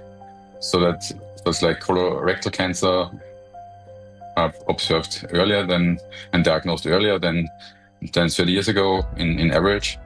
A key role in tumor development may be played by mitochondrial dysfunction, caused by exposure to nanoplastics. This happens through the accumulation of mutations in mitochondrial DNA and the disruption of normal cell death mechanisms, which together reduce the body's ability to eliminate damaged cells and increase the likelihood of these cells transforming into tumor cells. So these tumor cells are very aggressive, and normally they don't take anything up which they cannot use. So, I mean, what could happen, I mean, this is hypothetically that they can produce some energy out of these plastics, or somehow some pathways are activated which are helping, the cells to move faster. That could be. So we need to investigate that. So it's a very important question, and we are basically on that to find out what happens mechanistically in those cells, that they can use plastics to facilitate their microbial potential. Nanoplastics increase levels of reactive oxygen species in organ cells and tissues, causing oxidative stress that accelerates the growth of cancer cells, helps them spread to other tissues, stimulates formation of new blood vessels, enhances inflammation, and weakens the immune system. Moreover, the high level of oxidative stress caused by electrostatically charged nanoplastics promotes the survival of tumor cells and reduces their sensitivity to therapy, making malignant cells more aggressive. Anything that damages the normal cell DNA that is responsible for the growth and division of cells, that damage can contribute to that cell becoming malignant, growing and dividing and spreading uncontrollably. That's what cancer is. And that is certainly a concern about the effect of nanoplastics. And then above and beyond that, because nanoplastics affect so much of the cell's function, the oxygenation, the ability of a cell to function, above and beyond that, I'm concerned as a doctor that treats cancer that nanoplastics may be reducing the effectiveness of our cancer treatments. I'm a physician that treats cancer with radiation therapy, so I am concerned about nanoparticles adversely affecting the use of radiation therapy to control cancer.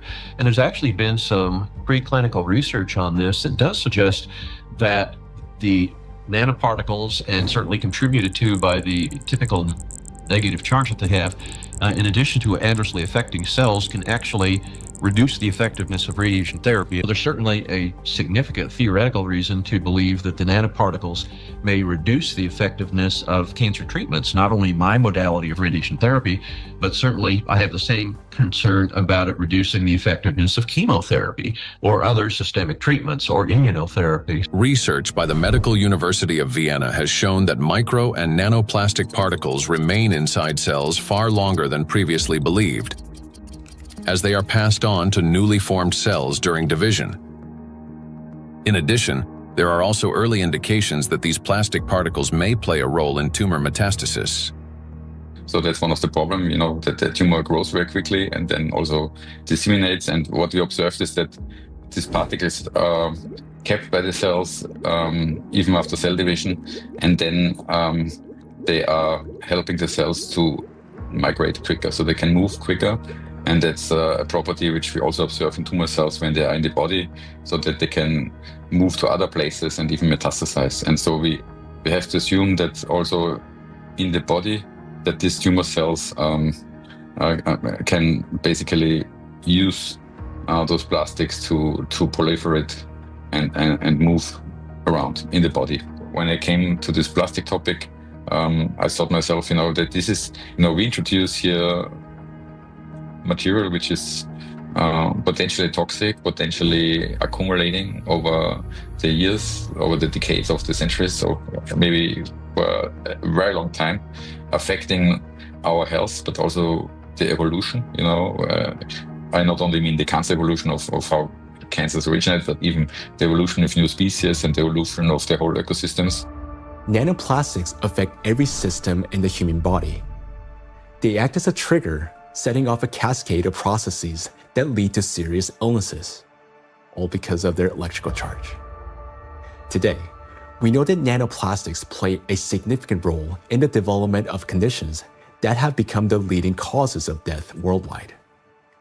It may seem that the humanity has already faced its greatest threats: antibiotic resistance, autoimmune and neurodegenerative diseases, and cancer. Yet, there is something even more frightening than disease itself. Imagine living an ordinary life, feeling healthy, full of energy, going to gym, delivering a presentation, meeting friends. But then, a moment later, one suddenly dies. The body stops functioning as if someone has switched the lights off. Is there a link between MNPs and sudden death syndrome? Sudden adult death syndrome remains one of the most troubling and unexplained medical mysteries. A person may show no signs of illness, yet their life ends abruptly, leaving doctors and loved ones without an answer to the question, why? According to the World Health Organization, Sudden arrhythmic death claims about 5 million lives worldwide every year. In Europe and the US, it accounts for up to 20% of adult deaths from cardiovascular disease. Traditionally, the main causes have been hidden heart conditions: coronary artery disease, arrhythmia, cardiomyopathy.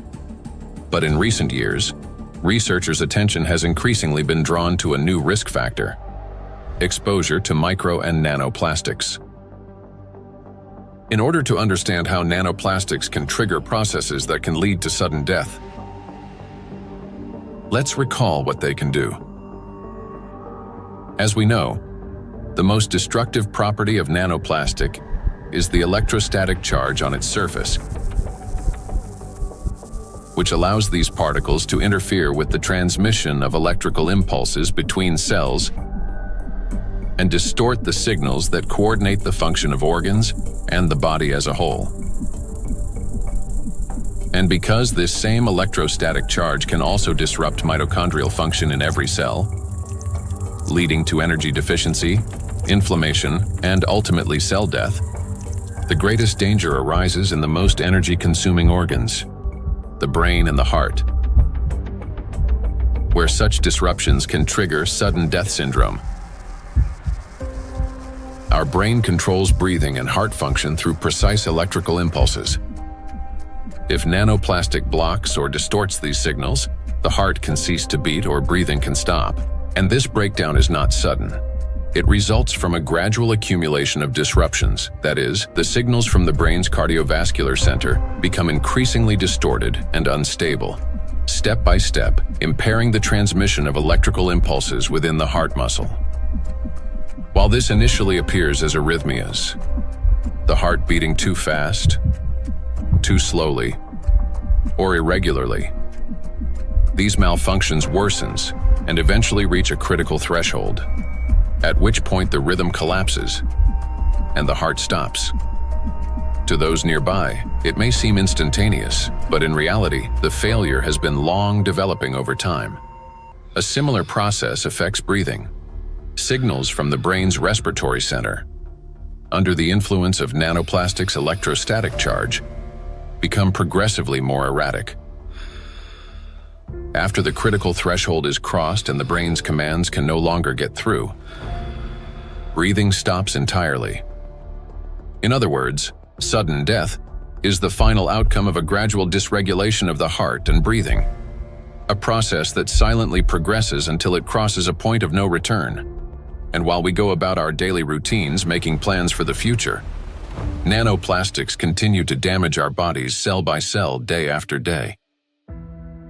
It is terrifying to realize how severely nanoplastics affect the human body. Even more disturbing is the fact that we cannot control our exposure to them.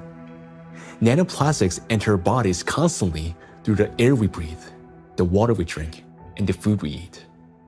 This has already become our everyday reality.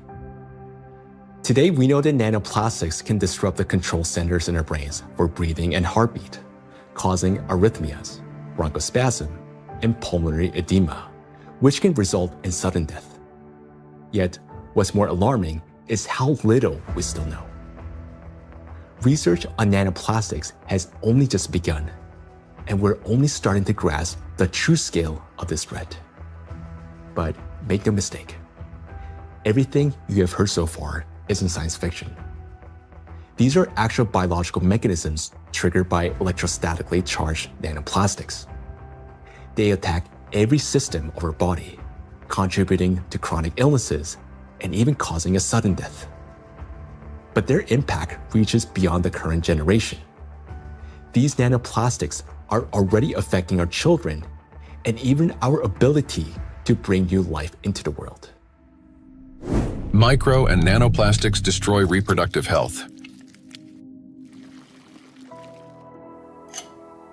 Current scientific evidence strongly indicates that mitochondrial dysfunction may be a root cause of infertility in both men and women, as well as negatively affecting conception, pregnancy, and embryonic development.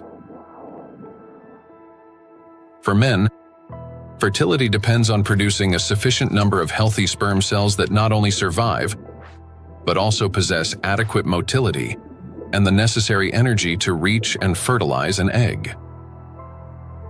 That energy comes from mitochondria, which provides the ATP required for sperm movement. When mitochondrial function, however, is damaged or becomes unstable, sperm motility decreases, and even shape and structure of sperm cells can be altered, directly reducing the ability to conceive. From 1973 to 2018, the global sperm count in men declined by more than 60%. We have maybe here two important points if it comes to fertility, because it's not, it's the additives definitely, and we know that for quite some time that additives have endocrine disrupting or may have endocrine disrupting properties, and that can influence the fertility, but also they can be part of the particles themselves, because the particles, you know, in many ways can have already added these endocrine disruptors, or they can also have them as the corona, so they can integrate them into the surface of the particles and then enter the body via the particles as a Trojan horse, basically. So you can have both ways. In studies conducted by Chinese scientists, microplastic was found in every semen sample. Its impact on sperm cells is both rapid and destructive. Within just 30 minutes of exposure, mitochondrial function is disrupted and DNA damage begins. This reduces sperm viability and makes conception nearly impossible. Animal studies have shown that micro and nanoplastics can accumulate in the testes, cause testosterone deficiency, and impair spermatogenesis.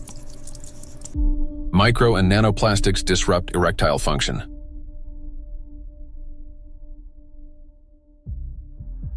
Insufficient testosterone production can lead to infertility, reduced libido, erectile dysfunction, and in adolescence, delayed sexual development.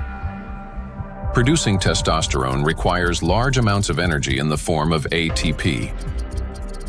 Even small amounts of electrostatically charged nanoplastic entering the mitochondria can disrupt their function and decrease ATP production. This, in turn, can lower testosterone levels by 60 to 70%. Such a drop impairs blood flow in the corpora cavernosa, the structures of the penis responsible for erection. As a result, this leads to erectile dysfunction and ultimately to impotence. In addition, electrostatically charged nanoplastic interferes with nerve impulse transmission, which means that even in a state of sexual arousal, an erection does not occur. This has been confirmed by research from Anhui Medical University in China. In animals with chronic microplastic intoxication, erectile function was impaired after just 1 month. Results of a national study in Japan showed that erectile function and sexual activity are declining among the younger generation. Every third man in Japan, which is about 14 million individuals, suffers from erectile dysfunction. Moreover, young Japanese men, particularly those aged 20 to 24, exhibited decreased sexual desire, weak erections, difficulty reaching orgasm, and low levels of sexual satisfaction. In fact, the prevalence of erectile dysfunction in the 20 to 24 age group was 26.6%, which is almost equal to the 27.8% observed in men aged 50 to 54. This alarming trend is not confined to Japan only. Global research confirms that symptoms of erectile dysfunction affect up to 75% of men worldwide, showing that this condition is widespread and can impact men of any age in any region. In 1995, more than 152 million men worldwide suffered from erectile dysfunction. According to scientists' estimates, within 30 years, this number will approximately double. So think about it. If just one signal fails, the movement will not occur, a thought will not form, and an emotion will not arise. The same is true even for the most intimate aspect of human life. Everything depends on the precise coordination between neural and vascular connections. And it is this delicate connection that charged nanoplastics disrupt. Erectile dysfunction is no longer a rare condition. It has become a widespread reality, with symptoms now observed in 75% of men worldwide. Imagine jumping with a parachute that has 75% chance of not opening. Would you take that leap? That's how most of men feel today. The situation with female fertility is no less alarming. A 2025 study revealed the presence of microplastic particles in the follicular fluid of ovaries in 14 out of 18 women, with an average of more than 2,000 particles per milliliter. These data indicate that micro and nanoplastic particles can cross the blood follicle barrier. After entering the ovaries, micro and nanoplastic particles affect the egg cell and disrupt key mechanisms essential to the health of the female reproductive system. One of the most critical of these mechanisms is mitochondrial function. Each egg cell contains between 100,000 and 600,000 mitochondria, and the energy they produce is vital at every stage, from egg cell formation and maturation to fertilization, and the subsequent growth and development of embryonic tissues. Mitochondrial dysfunction caused by exposure to nanoplastics can impair egg cell maturation, reduce the likelihood of successful fertilization, and even lead to developmental arrest of the embryo. Accumulation of nanoplastics in reproductive organs can be one of the main causes of infertility. According to the World Health Organization, today, about 17.5% of adults, that is, about 1 in 6 people in the world, face infertility. Given the global spread of plastic pollution, Professor of Environmental Medicine and Reproductive Health, Dr. Shanna Swan predicts that by 2045, the world's population may become completely infertile. Micro and nanoplastics affect the emergence of life. During pregnancy, a woman's body creates ideal conditions for the growth and protection of the fetus.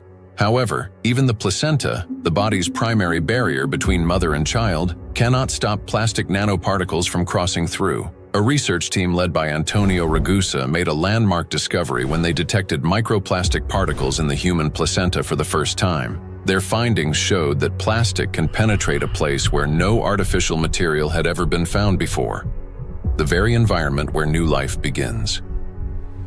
I was in a wonderful place in Italy, in Sardinia, a place called Piscinas, in Sulcis, in the southwest of Sardinia, where the old mining areas are. It's a very remote, beautiful spot where there's nothing around for 6 or 7 kilometers. While I was walking, I suddenly saw these bright, colorful, sparkling things on the beach. I asked my wife, "What is this?"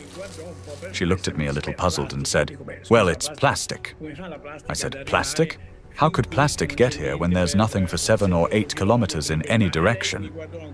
She looked at me again, with an expression that made it clear how little I understood, and said, "It comes from the sea, of course." And that's when something clicked in my mind. If plastic can spread through the ocean and end up in such untouched places, then it could also reach the inside of the womb, and so inside the bodies of babies. Naturally, from that intuition, I started pursuing this line of research. I'm a gynecologist. I help deliver babies. So I knew about plastics as much as everyone else, until a certain point. But I began reading and studying, and I reached out to some scientists who worked with microscopes. One of them was a brilliant professor working on the opposite side of Italy, in the Marsh region. She used a Raman microscope. A Raman microscope allows you to examine tissues and determine whether they have plastics inside them. Now we call it plastics, for simplicity. But of course, the term plastics covers a wide range of materials. There are dozens and dozens of different plastics. Let's say they are tiny pieces, polymers, that is, infinitely repeated tiny pieces of certain materials that we use every day, throughout the day. So we sent placentas to this professor, and she did an excellent job. She was able to locate and identify plastics inside placentas for the first time. The article we published in 2021 caused a bit of a scandal because the idea of plastics inside the placenta, inside our babies, was shocking to people. Because the plastic we find in the oceans is the same plastic we ultimately find in children. Micro and nanoplastics affect a child in the womb. Plastic triggers inflammation and disrupts blood flow in the placenta. This means the fetus receives less oxygen and fewer nutrients, increasing the risk of intrauterine growth restriction, hypoxia, and preterm birth. The more plastic there is in the placenta, the more likely it is that babies, unfortunately, are born prematurely. And these babies also tend to be smaller compared to those with lower levels of plastic exposure. We have to recognize that premature birth is the main problem facing humans today. In Italy, it's about 7%. In the United States, where the healthcare system is clearly less effective than Italy's, 12% of babies are born prematurely. So, in this sense, an increase in this number would mean an even greater burden for humanity, biologically, for families, and for everyone involved, and of course, economically, for those who care about costs. We know that these particles can be taken up by these particles going through the placenta and then being found in the embryo, and therefore indicating that already in very early life we have an exposure also to the embryo. The electrostatic charge carried by nanoplastics is especially dangerous in embryonic tissues, where even minor disruptions can lead to developmental abnormalities. In other words, nanoplastics begin harming the child's body even at the very earliest stages of its formation. Over the past 2 decades, physicians have documented an alarming increase in congenital birth defects. For instance, Chinese researchers have found that in China, the rate of such defects has nearly tripled. Similar trends have been observed in other countries. One of the fastest-growing congenital abnormalities in newborns is gastroschisis, a defect of the anterior abdominal wall in which loops of the intestine and sometimes other organs protrude through an opening in the abdominal cavity.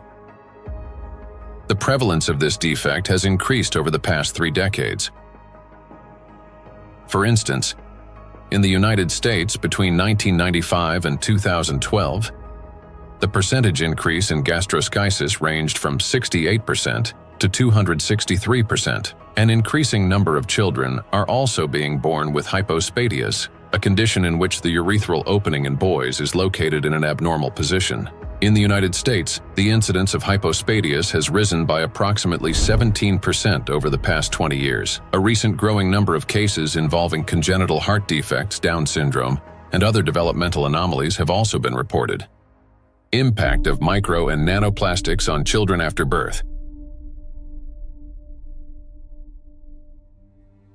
After birth, children continue to be exposed to micro and nanoplastic particles. Plastic baby bottles, food packaging, and toys are all sources of contamination. When a baby bottle containing warm water is shaken, up to 16 million microplastic particles per liter can be released. Hot water and sterilization further accelerate this process. As a result, infants are exposed daily to millions of microplastic particles and trillions of nanoplastics. Scientists have even detected microplastic in human breast milk. Research has shown that nearly 40% of breast milk samples, one of the most essential sources of infant nutrition, already contain hazardous plastic microparticles. Due to their higher metabolic rate and breathing frequency, children take in more air, water, and food per unit of body weight than adults. Consequently, at the same level of environmental contamination, their bodies absorb higher doses of microplastic. Moreover, the protective barriers in a child's body are not yet fully developed. This means plastic particles can penetrate tissues more easily and accumulate at higher concentrations. For example, in children under 2 years of age, the ethmoid bone is not yet fully formed, and its openings are wider, allowing plastic particles to pass more easily through the olfactory nerves directly into the brain. Plastic is an infiltrator, and it's mainly children who are affected by it. In our scientific article that drew a lot of attention and was widely cited, we called them cyborg babies, meaning babies who are made of organic material, but also inorganic material like plastic. These babies are smaller. They generally have smaller brains, and very few end up with lower levels of plastic in their bodies. They're not completely free of it, since plastic is everywhere, but with lower levels of plastic. Because of the electrostatic charge of micro and nanoplastic particles, as well as the presence of bisphenols and phthalates, the endocrine and reproductive systems of children are particularly vulnerable. These substances interfere with the formation and development of the reproductive organs, potentially leading to infertility later in life. Given scientific projections that by 2045 humanity could face widespread infertility, children born after 2020 may have a high likelihood of being unable to conceive their own offspring. I have 2 little daughters, and for me personally, everything we have just heard is terrifying. The truth is that we still don't fully understand the catastrophic consequences of our children being exposed to micro nanoplastics. Or, as Dr. Ragusa put it, they have become cyborg children. We're only beginning to grasp the full scale of this reality. And it is truly heartbreaking to look at small children and realize that they may never be able to have children of their own. Not to mention that their lives are already at risk today. The immune system is also at risk. In early childhood, it is still learning to distinguish between friends and foes. Exposure to microplastics can disrupt this process, increasing the risk of allergies, eczema, food intolerances, and even autoimmune diseases. But it also has long-term consequences by which cell programming determines diseases that will then manifest themselves when a person reaches adulthood. That is, at 40 or 50 years of age. And these are diseases that are currently overwhelming, if not outright damaging, our world. They're the so-called non-communicable diseases: obesity, hypertension, diabetes, and metabolic syndrome. A child's brain is especially vulnerable in the first years of life, a critical period of rapid nervous system development when neurons are formed and complex neural connections are established. However, electrostatically charged nanoplastic can interfere with these delicate processes by inducing inflammation, damaging immature nerve cells, and impeding their development. As a result, memory, attention, and learning abilities may be impaired, and emotional instability can arise. Over time, this may manifest as anxiety, learning difficulties, and episodes of aggression. In addition, studies indicate a potential link between exposure to micro and nanoplastic and the development of autism spectrum disorders.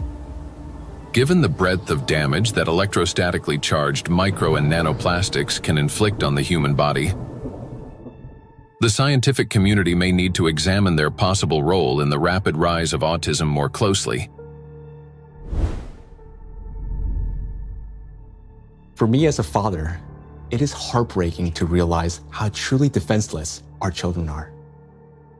Micro and nanoplastics start affecting them from the very moment of conception, persist throughout fetal development, and continue their impact after birth. Unfortunately, the illnesses that we have already discussed are not the only conditions that micro and nanoplastics can trigger in children. According to statistics, sudden infant death syndrome is among the leading causes of mortality in infants under 1 year old. This is when a seemingly healthy baby dies unexpectedly, and the cause remains unknown even after all examinations. The number of such tragedies is rising rapidly.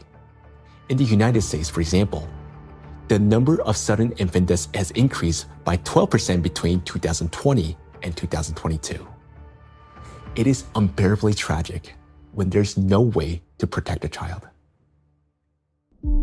Micro and nanoplastics and sudden infant death syndrome.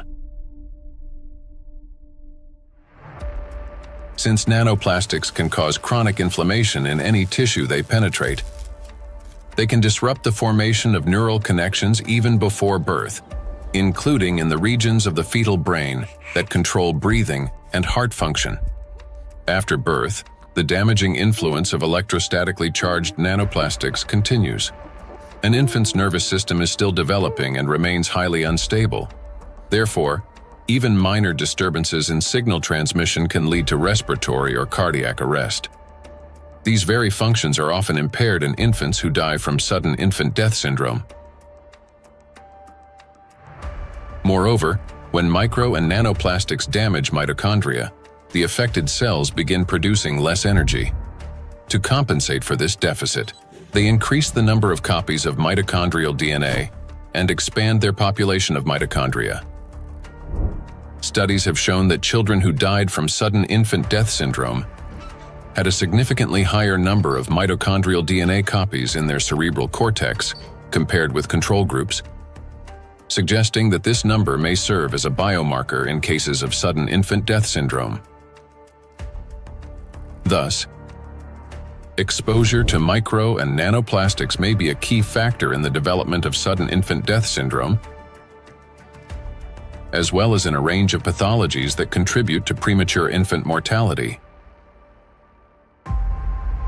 We're unable to protect ourselves, and worst of all, our children from the effects of micro and nanoplastics. While modern diagnostic equipment capable of accurately identifying the true causes of disease and death is still not available everywhere, we can say with high degree of confidence that nanoplastics contribute to the development of many illnesses and may accelerate their progression. In those rare cases where detailed postmortem examinations were conducted, researchers have found significant amounts of micro-nanoplastic particles precisely in the affected organs and tissues. For example, in brain tissues, atherosclerotic plaques, malignant tumors, and other pathological formations. But despite millions of deaths every year, such investigations into the presence of these plastic particles are carried out only in isolated cases. There are two main reasons for this. First, many laboratories simply lack the equipment required to reliably detect micro and nanoplastics. Second, doctors and researchers, they rarely consider the possibility that these particles could potentially influence the development or outcome of the disease. Consequently, medical reports continue to list familiar diagnoses, although behind them may lie an overlooked factor: the impact of micro and nanoplastics on the human body. I understand that hearing this part of our investigation may have been very difficult. It was for me as well, believe me.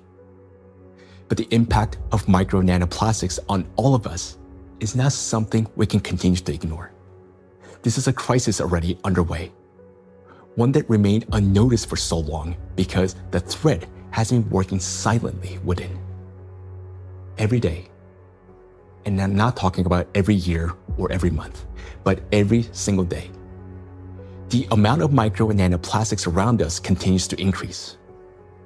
Large plastic waste constantly breaks down into smaller particles, and these particles eventually enter our bodies through the food we eat, the water we drink, and the air we breathe.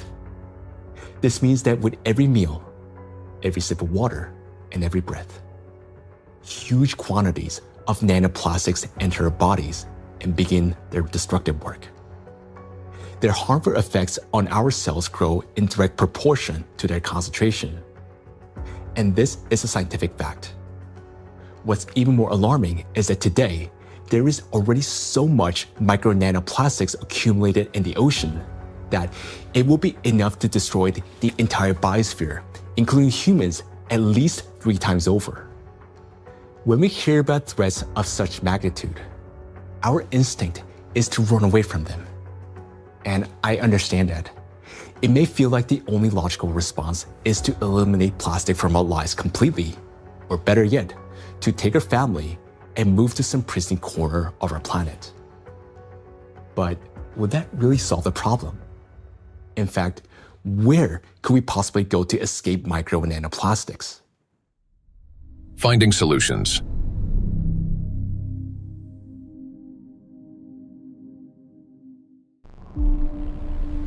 Exclusion zones. One of the essential things is the environment we live in, and plastic is one of the most important factors shaping it. Micro and nanoplastics have now infiltrated every corner of the planet, yet their distribution is far from uniform. Some regions accumulate especially high concentrations of plastic particles, and nowhere is this more pronounced than in the oceans. Each year, roughly 11 million tons of plastic waste enter the ocean. The equivalent of an Eiffel Tower made entirely of plastic plunging into the sea every 8 hours, or about 1,100 such towers annually. Initially, these towers consist of bottles, bags, fishing nets, and other plastic garbage. Over time, under the influence of sunlight, waves, and weathering, they fragment into billions of invisible killers, micro and nanoplastic particles. According to research, about 95% of small debris less than 5 millimeters in size is composed of plastics. The surface of the world's oceans is already covered with more than 350 trillion particles of microplastics, and the number continues to grow rapidly. However, the ocean depths hold countless trillions more, forming an invisible yet enormous area of contamination. And yet, that's not all. The sea breeze has become toxic. When waves break at the ocean surface, they generate countless bubbles. As these bubbles burst, they release not only salt crystals into the air, but also microscopic plastic particles. Carried by the wind, micro and nanoplastics scatter across the planet. The stronger the wind and the higher the sea foam, especially during storms, the more particles lifted into the atmosphere. Though invisible to the naked eye, the air around us is literally saturated with them. Each year, approximately 136,000 tons of microplastics are carried from the ocean to land by sea breeze. That is more than 370 tons every single day. In the atmosphere, plastics are transported thousands of kilometers by air currents. They settle in dew and fall to the ground with snow and rain. The coasts and coastal regions are the first to bear the impact. When people go to this seashore, okay, for holiday, for swimming, to receive some sunlight, they always send me pictures of microplastics because all the seaside are full of microplastics. A study conducted in a coastal city in eastern China found that a person can inhale up to 1 million microplastic particles per year simply by spending time outdoors. The greatest danger comes from particles smaller than 100 micrometers, which can easily enter the respiratory tract.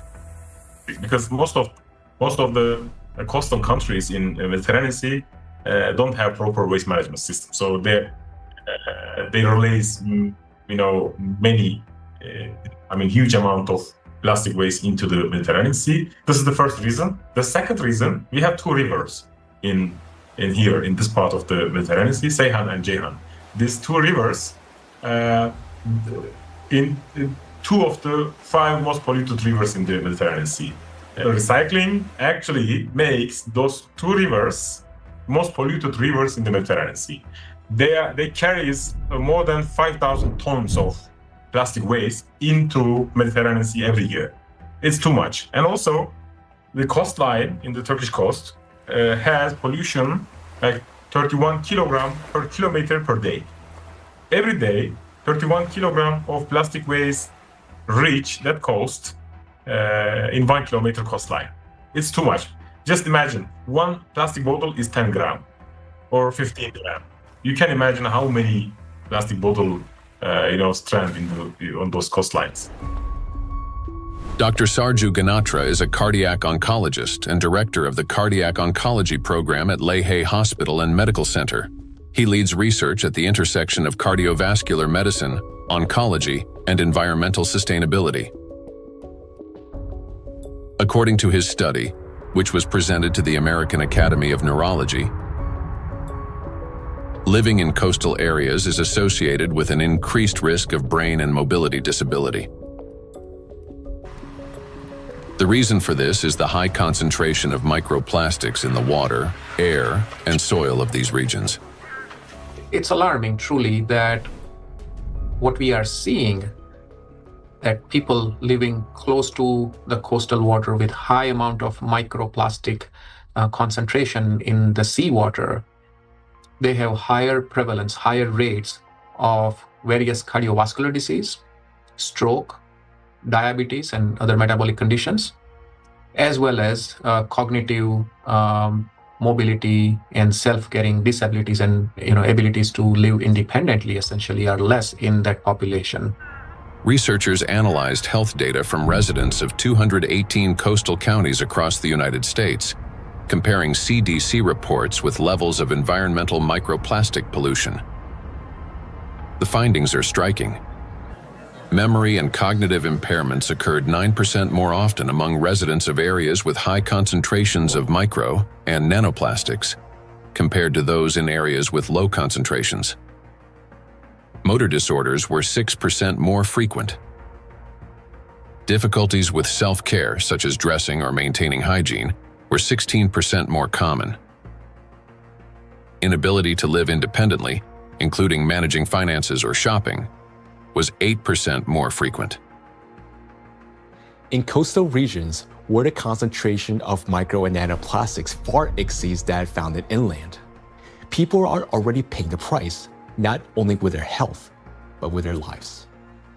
In a study led by Dr. Sarju Ganatra, scientists compared regions with high and low levels of microplastic pollution. But this raises an important question. That is, what does low level mean today? To answer this, let's look at the numbers. Dr. Ganatra defined a low level of contamination as one tiny plastic particle per 200 bathtubs filled with seawater. At first glance, that might sound negligible. But when that single particle breaks down into nanoscale fragments, the number of particles increases not by tens or hundreds, but by millions of times. Let's consider a simple calculation.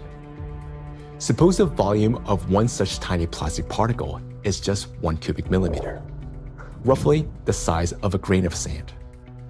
Over time, it breaks down into many smaller pieces. Now, if we assume that this single microparticle disintegrates into fragments about 100 nanometers in diameter, that would generate about 1 trillion particles. And if their size decreases to 10 nanometers, the number would skyrocket to 10 to the 15th, or 1 quadrillion nanoparticles, all from a single microparticle. So what does this mean in practice? It means that even one glass of such clean water, which hardly exists anymore, would potentially contain about 5 million nanoplastic particles. And for the human body, after drinking just one glass, at least 5 million cells will be put at risk. So can this so-called low level of contamination truly be considered safe?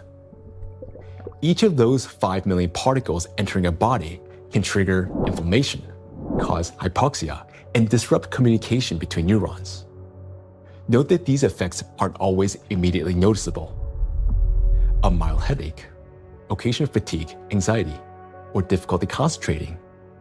All these may be early warning signs of cognitive decline, neurodegenerative diseases, disability, and ultimately, death. These symptoms are particularly evident among people who live or spend significant time near the coastal regions. And the decline in their health is an early warning sign, a reflection of a much larger crisis unfolding across the world. Do you remember Professor Gundotu saying that the coastal countries of the Mediterranean don't have an adequate waste management system? Well, according to research, the concentration of microplastics in this region is about 4 times greater than North Pacific Ocean, where, by the way, the Great Pacific Garbage Patch is located. And in addition to 5 already known invisible garbage patches, researchers have identified a 6th garbage patch hidden in the Mediterranean Sea. It's called invisible because it consists mostly of microplastics. And unlike other oceanic garbage patches, which are at least far away from the densely populated coastline, this one is surrounded by 21 countries. It's a home to nearly 500 million people. We can say that this is the most dangerous garbage patch of the planet, because here, the plastic has already broken down into small sizes that are dangerous for life. Everyone living in the Mediterranean is constantly breathing air with an extremely high concentration of micro-nanoplastics. This is an extremely dangerous zone that should have been long ago been designated as an exclusion zone. Now, recall the battery example and imagine how many charged particles are present and how much energy is concentrated there. That's why the Mediterranean Sea is warming faster than the rest of the world's oceans. This is very serious because Mediterranean plays a key role in shaping the climate of Europe and the Mediterranean countries. It affects the weather patterns, rainfall distribution, and even the ecosystems of the entire region. It is precisely this extreme warming here, driven by micro and nanoplastics, that is intensifying the climate anomalies, extreme weather events, and even natural disasters throughout the Mediterranean. Meanwhile, the amount of micro and nanoplastics continue to rise with every passing minute. And what worries me personally is that people do not know this and continue traveling to these regions, often with their children, thinking that they're going there to rest and recharge, when in reality, they're entering a zone of extreme danger. So the things that once symbolized health, freedom, and luxury, a yacht on an open water, a villa by the sea, or even a private island in the ocean, they're now slowly turning into exclusion zones. For now, this problem is mainly recognized by scientists, but it will soon become impossible for the public to ignore. And when that moment comes, mass migration from coastal regions will be inevitable. Thus, if we fail to find a solution, the economic losses will be enormous, as the tourism industry will collapse and luxury resorts on the coast will be deserted. Yet, the threat doesn't end there, because the tiny plastics are constantly spreading by the atmospheric circulation and contaminating everything in its path. Borders just for human, not for particles. So all these small microplastics can travel long distances. We have done experiments on the samples in Siberia, on samples in the north and south and polar regions, and we found in many of those we found nanoplastics. So most of the areas that are considered pristine are at least episodically polluted by nanoplastics via air. We measure around 20 nanograms per cubic meter of air on average. And this is pristine and clean air, and you think it is nothing here, but it's actually almost always something. Today, forests are also at risk of becoming exclusion zones, as they've already turned into massive reservoirs of micro and nanoplastics. I understand that our instinct, especially as parents, is to search for cleaner and safer places like coastlines and forests where the air feels fresher. But the paradox is that these very places have already become some of the most dangerous environments for human life. Let me give you an example. In a large city, an adult may inhale up to 106,000 microplastic particles during a 2-hour walk. Yet, in areas near the bodies of water, that number far exceeds that, and those 2 hours may be enough to trigger a cascade of diseases, whereas for some individual, a fatal outcome. It is important to understand that when a single micro or nanoplastic particles enters a cell, it destroys more than just that one cell. After the cell dies, the plastic particle is not eliminated from the body. It continues to move throughout the body, damaging other cells and triggering a chain reaction of destruction. This process is endless because plastics, as we know, can recharge and retain electric charge. The more microplastics enter a body, the faster this destruction spreads cell after cell, organ after organ. And time becomes critical here because our body has limited resources to fight this damage, while nanoplastics, they're not expelled. Instead, they continue to accumulate in ever-increasing quantities, destroying us from within. Nanoplastics are perfect killers not only of humans, but of the entire biosphere, and it's impossible to hide from them anywhere. They're literally pushing us out of the world we once knew. Micro nanoplastics are already affecting our planet as well as the climate. And moreover, they're intensifying already devastating natural disasters and contributing to the worsening geodynamic crisis. Climate and plastic in a single cycle of destruction. The world ocean is the largest system of our planet. It regulates climate and serves as the main source of oxygen. The ocean and the atmosphere form a single, interconnected climate system. Water has a remarkable ability to absorb and store immense amounts of heat, increasing its temperature only gradually. The accumulated heat is then evenly redistributed across the planet and transferred to the atmosphere.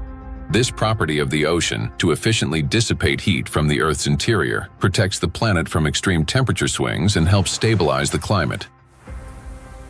But massive contamination of the oceans with micro and nanoplastics is disrupting this finely tuned mechanism. Electrostatically charged plastic particles bind water molecules, forming hydrate shells around themselves. This alters the physical and chemical properties of ocean waters. This has already reduced its thermal conductivity and created pockets of overheated zones where heat can no longer dissipate. Consequently, overall ocean warming is accelerating. This topic is explored in greater detail in the documentary Anthropogenic Factor in the Ocean's Demise. Excessive ocean heating, in turn, increases evaporation and disrupts atmospheric circulation. As a result, both the temperature and humidity of the atmosphere rise. Electrostatically charged nanoplastic particles act as condensation nuclei, causing moisture droplets to freeze at lower altitudes and at higher temperatures, 4 to 10 degrees Celsius. This accelerates cloud formation and contributes to abnormal weather events, large hail, extreme downpours, and disruptions of the hydrological cycle. Charged plastic particles are already influencing weather formation, affecting flight safety, cloud development, and even where and how the precipitation occurs. In other words, microplastic has already become a driver of climate instability. We know what particles doing in the air, they produce clouds. If we have a particle in the air, the water vapor sits on these particles and forming clouds. So therefore, we want to understand how much nanoparticles influence the formation of clouds. And therefore, of course, in the alpine region, it can trigger the cloud formation and so also thunderstorm or extreme weather events. When you have a big storm event, many micro and nanoplastics get released from the environment when they have been trapped in the soil, in the riverbeds, on their surfaces and things like that, and get mobilized in the air. So you then after storm you have even more pollution. This process sustains itself, creating a feedback loop. Ocean warming increases water evaporation. Even more nanoplastic rises into the air with the vapor, and even more energy accumulates in the atmosphere, further heating the ocean. According to data, every degree of warming increases air humidity by 7%, and lightning frequency by at least 12%. Thus, more heat, more moisture, more plastic in the air, more lightning, and the cycle continues endlessly. Observed trends indicate that this energy buildup is accelerating exponentially. And with each passing year, climate anomalies are becoming more distinct and more destructive. We are seeing the hottest summer in Europe after having a record-breaking summer last year. Similarly, here in the northeast of US, we are seeing record-breaking temperature. Every year for last 2-3 years, we are saying, oh, this is the hottest day. And then the next year comes and there is a new hottest day. The nighttime temperature in Southeast Asia is not dipping at all in many places and kind of trapping the heat. So our body is not getting even that relief at nighttime. There is increase in air pollution. There is increase in all sorts of chemical pollution. And so if you think about this holistically, it's a huge impact on the planetary health. And I think this is a reminder that we are part of the planetary system. We belong to it. We are not separate from it. And until we think holistically, I think, we'll define one issue, we'll define one threshold, we'll continue to go after that, maybe even solve it scientifically. But until we think holistically and act holistically as a community, as a society, I think we are in trouble. We have reached a critical point where it's no longer possible to solve the climate crisis without simultaneously addressing the plastic pollution, and vice versa. The two are interconnected, each reinforcing the other. And as we continue to study this issue, the picture becomes even more alarming because we're now beginning to understand what is truly happening. I am. Both for myself and my family, but also for the future generations. There was a time where I thought that, the climate change is real, of course, but this is for future generations to be affected by, and I was still equally concerned.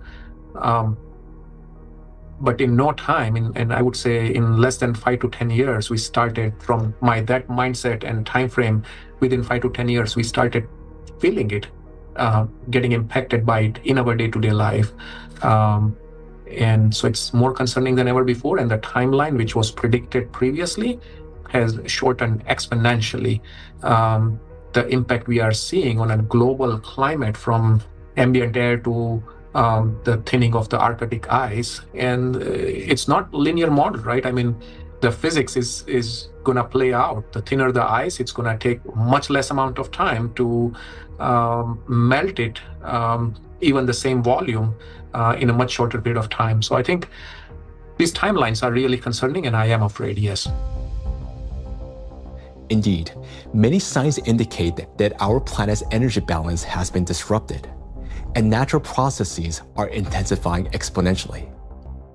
Consequently, we may have less and less time to respond, and nanoplastics are playing a key role in this acceleration. In the past, excess heat from the Earth's interior was removed gradually, step by step, yet effectively. It was first partially absorbed by the oceans, and then transferred into the atmosphere, and then finally released into the space. This sequential process prevented excess energy from accumulating within the Earth's interior or the atmosphere, allowing the planet to cool and reduce the thermal load on the inner layers. But today, this natural mechanism has been disrupted. Nanoplastics no longer merely affect the climate, but they also exacerbate the geodynamic crisis and intensify natural disasters by obstructing the release of heat from our planet's interior. The role of micro nanoplastics in this process is described in detail in the report on the progression of climate catastrophes on Earth and their catastrophic consequences. So our entire planet is contaminated with micro and nanoplastics, and we have nowhere to escape to. These particles are in us, in our children, disrupting and destroying more and more cells in our bodies. This is why confronting plastic pollution is no longer optional. It is essential for our survival. The first and most obvious step may appear to be eliminating the use of plastic and recycling the waste that has already accumulated. But we must ask ourselves, will that truly be enough? The illusion of addressing plastic pollution. Even if we were to stop plastic production today, even if the last plastic bottle we discard today, it's going to last there in our oceans for at least 400 plus years. And then the journey of micro nanoplastic begins. And so we have a poster in our cafeteria where we say that, you may not see your grandkids or great-great-great-grandkids, but I will, saying the plastic bottle. And I think that's true. If we look at the scale of plastic pollution in the oceans, it becomes clear that a complete cleanup can take millennia. Today, the world ocean contains about 200 million tons of plastic waste. Meanwhile, every year, around 20,000 tons are extracted. That's less than 1/100th of 1%, a negligible fraction compared to the existing volume. At this rate, fully cleaning the ocean would take about 10,000 years. And that's only if we stopped all plastic entering the ocean starting today. Plastics are entering the environment currently at a rate that far exceeds our capacity to remove it from the environment or to mediate the wastes. Let's assume humanity achieves a technological breakthrough, invests enormous resources, and increases cleanup efficiency 5-fold. Even then, the process would still take around 2,000 years. In reality, we cannot cope even with the current annual influx of pollution, let alone eliminate the consequences of what has been accumulating for decades. Not only are we unable to remove all the plastic that has built up in the biosphere, but attempting to do so could also endanger living organisms. There are some initiatives, they are trying to collect the waste, accumulate that garbage patches, that locations. They are also collecting nullstone, the organisms living just the 15 centimeter of the first layer of top ocean. So those organisms, using that, those artificial material as a, hunting ground, nesting ground, feeding ground, or, they are laying egg on those plastics. So when you remove all these plastics, you also remove all those organisms. So because removal itself also another problem. So once plastics get in the environment, there is no proper and harmless way of removing these plastics from those environments. Moreover, a significant portion of plastics has already broken down into micro and nanoparticles that now lie on the seabed, drift through the water column, have entered the bodies of marine organisms, and become part of the global cycle of matter. These particles cannot be captured with nets or collected manually. This means that simple mechanical removal of plastics from the environment, even under the most optimistic scenario, will not solve the problem. We are no longer dealing with debris that can simply be picked up, but with nanoparticles carrying an electrostatic charge. This nanomaterial has already become embedded in every living thing on the planet. And even if we succeeded in removing every plastic bottle and every wrapper from the ocean, one question would still remain.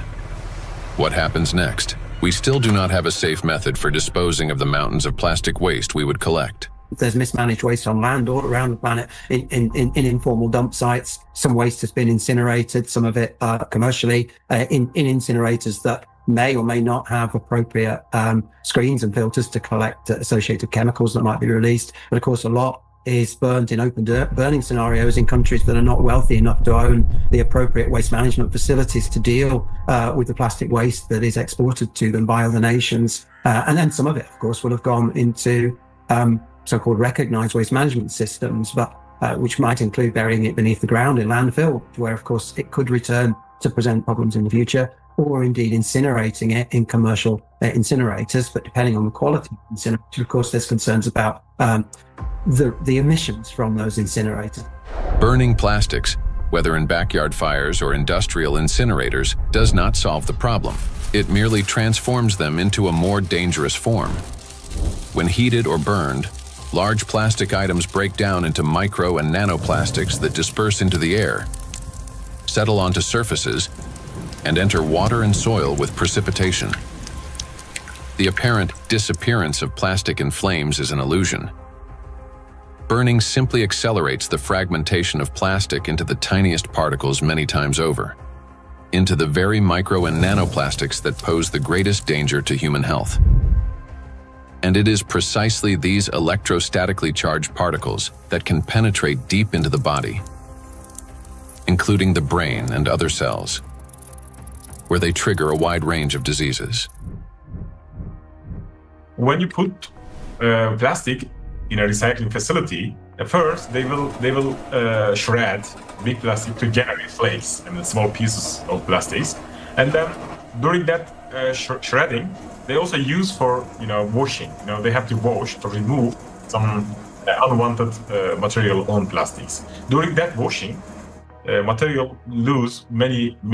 I mean, the huge percentage of the total mass. So those lost material will go to the wastewater stream. Recycling activities, practices, feeding microplastic pollution in the waterways.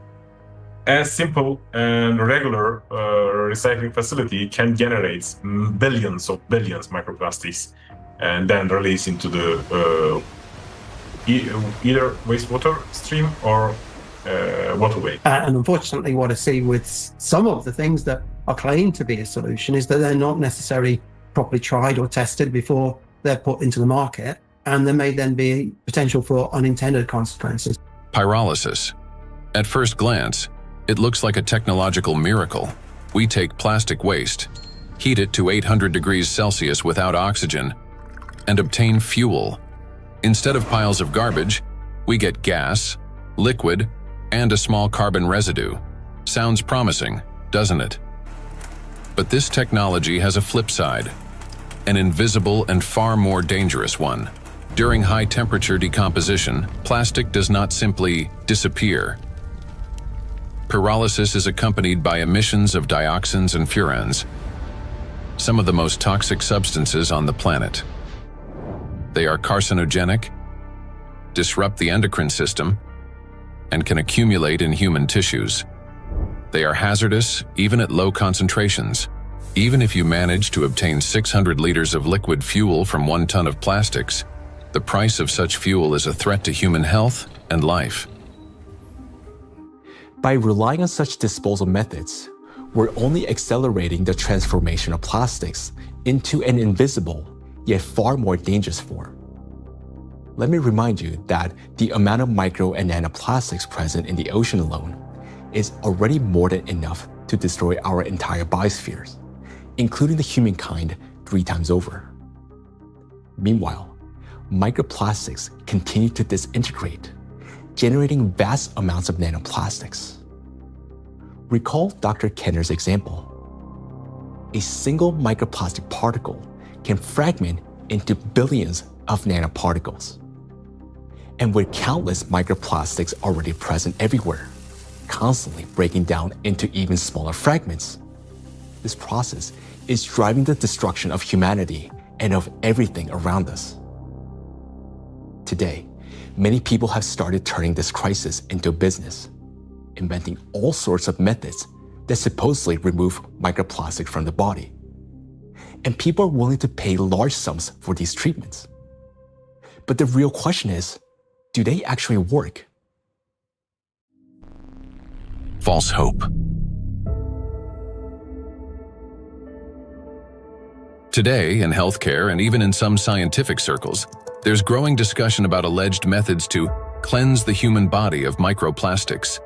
A variety of approaches are being promoted, including plasmapheresis, hemosorption, mechanical filtration devices, dietary adsorbents, and so-called natural supplements claiming to detoxify the body. At first glance, it all sounds reasonable.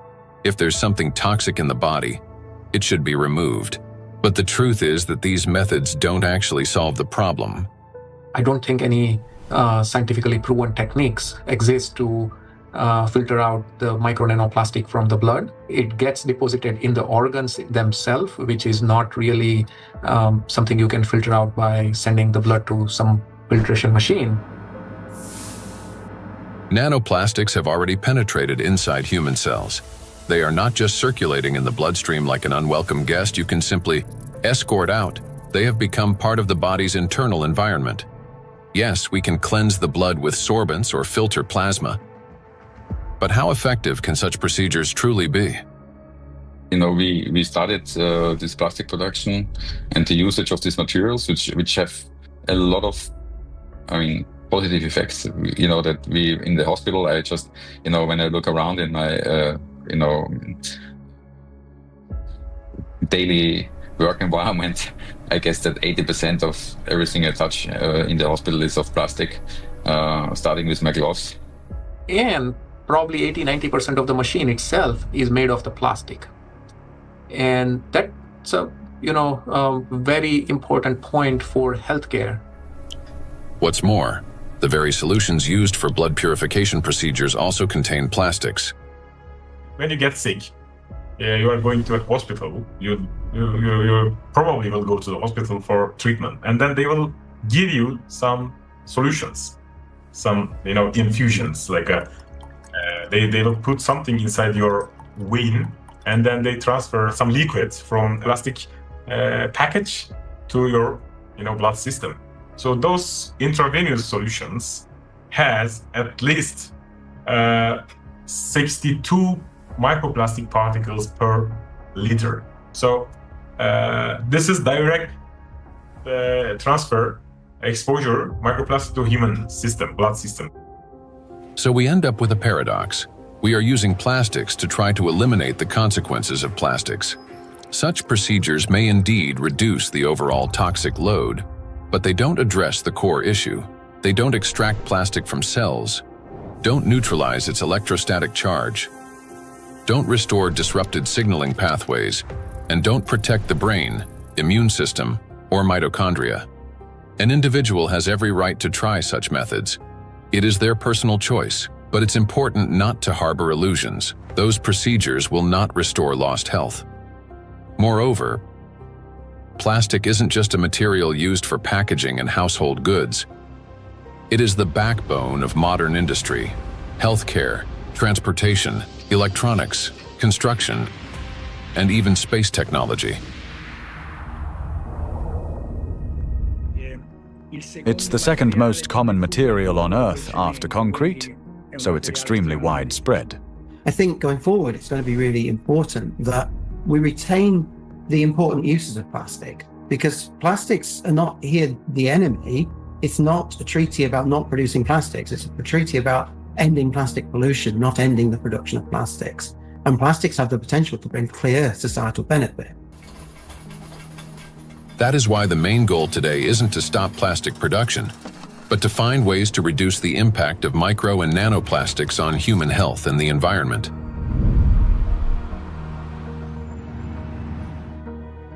Creating false hope is extremely dangerous. It arises from a misunderstanding of reality and from basic ignorance. We must remember that the most dangerous plastic particles are those small enough to penetrate our cells. And once micro and nanoplastics enter our cells, they cannot be filtered out or removed. They become part of the body and slowly destroy us from within. The most serious problem is that we have no control over how much of this material enters us. Nanoplastics can even penetrate the skin, for example, when we swim in the sea or lie in the sun. And what can we do about nanoplastics that, once inhaled, travel directly to the brain and begin destroying neurons?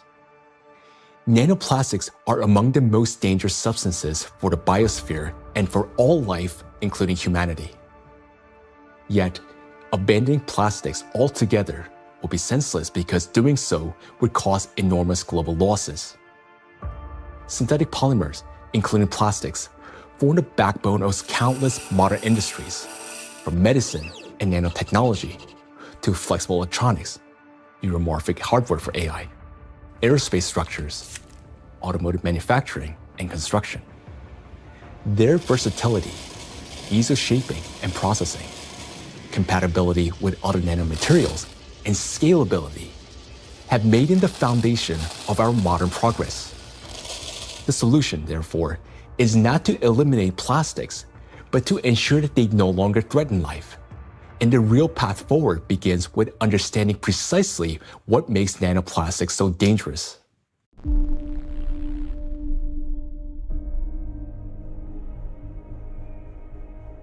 Now, we already know that electrostatic charge is the basis for their destructive power.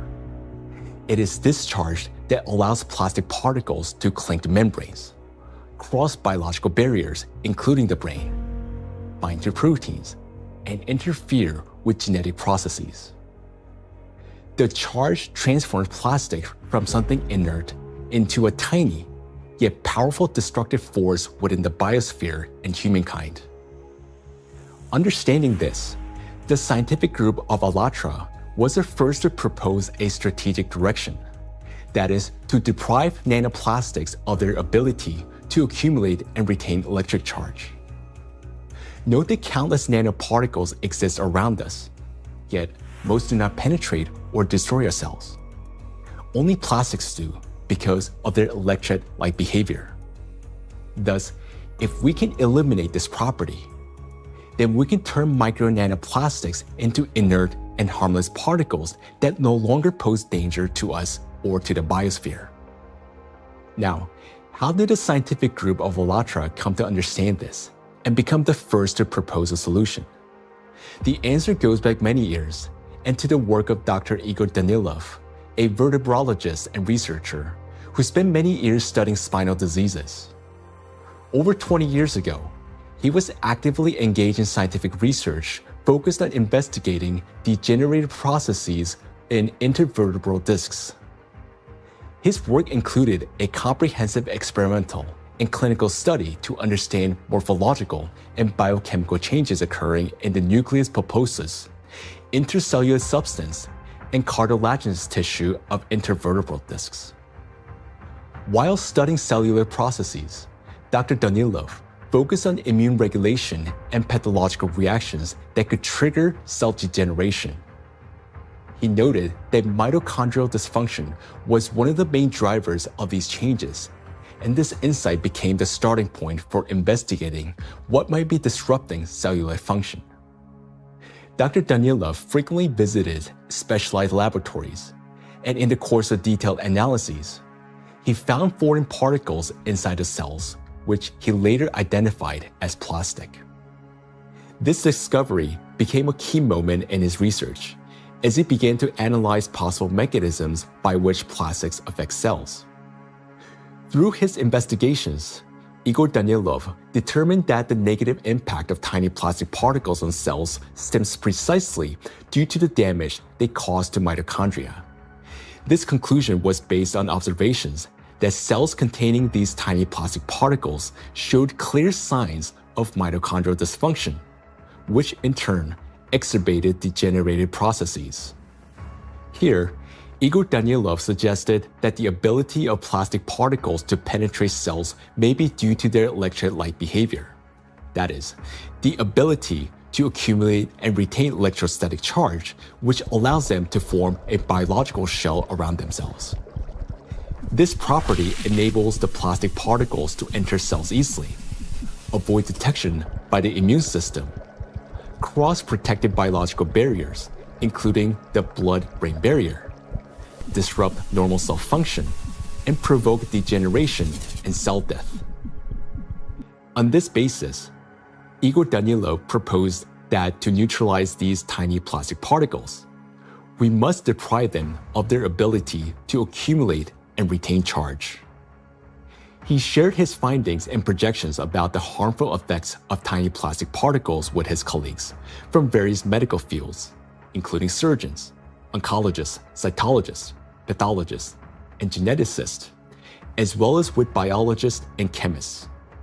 Soon after, these specialists confirmed his alarming observation that these plastic particles do accumulate in critical organs in the body, such as the brain, heart, intestines, endocrine, and reproductive organs, where their presence can disrupt organ function and destroy our health.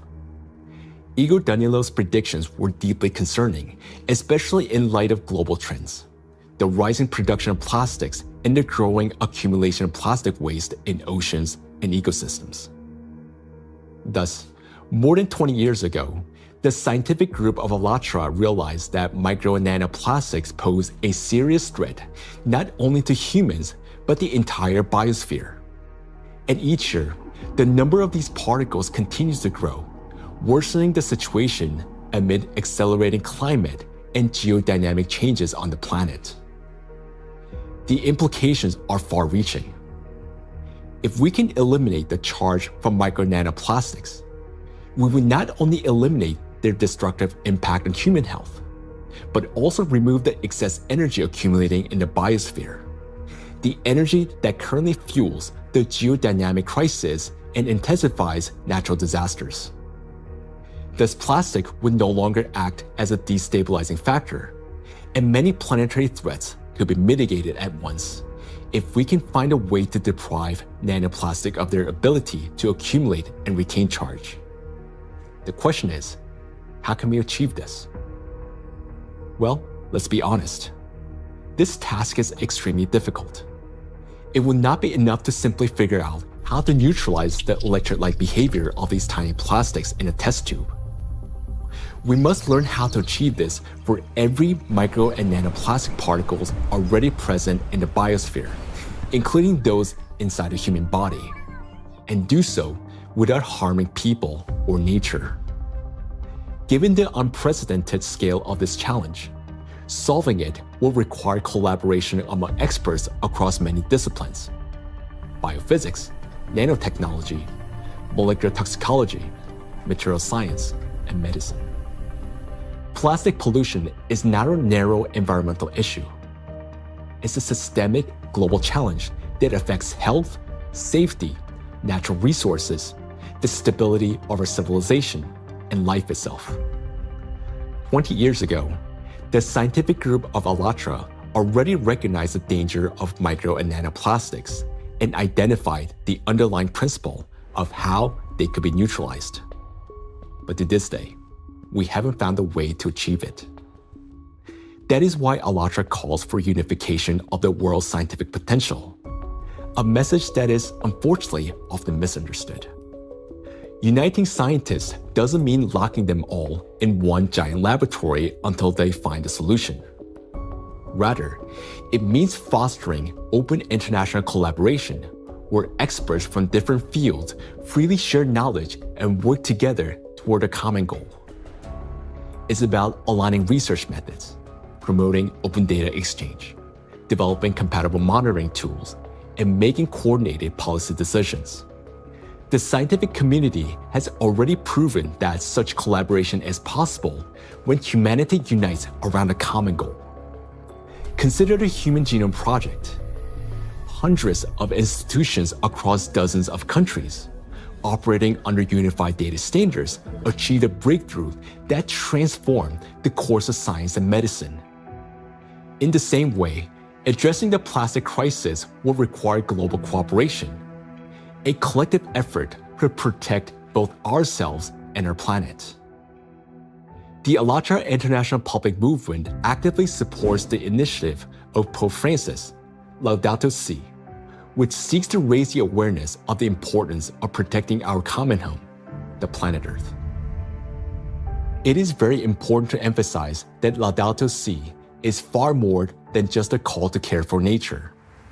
It is a practical and scientifically grounded guide, a roadmap for transforming our world and creating a better world for future generations. The encyclical provides a clear direction toward a sustainable future, uniting ecology, climate justice, and humanity's shared responsibility for protecting our common home. The ALLATRA movement, fully embracing these principles, views Laudato Si' as a powerful catalyst for global cooperation in addressing environmental and social challenges, and preserving the delicate balance of our planet.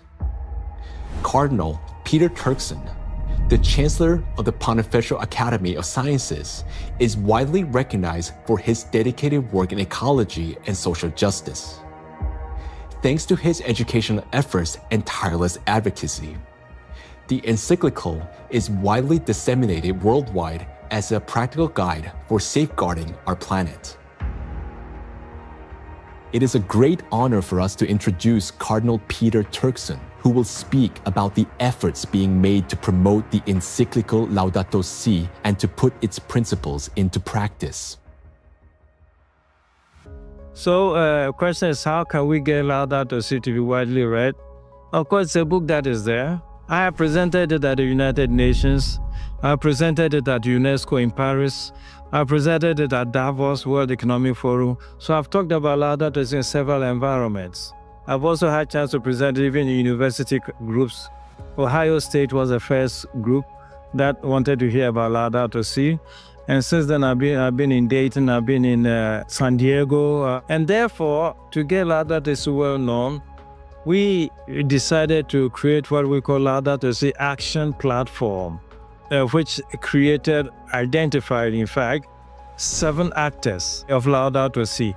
So churches means churches, mosques, synagogue, all places of worship, places of studies, basic university type of studies, educational centers, offices and factories. So we identified these 7 groups and say, okay, follow a team for 7 years and see what you get.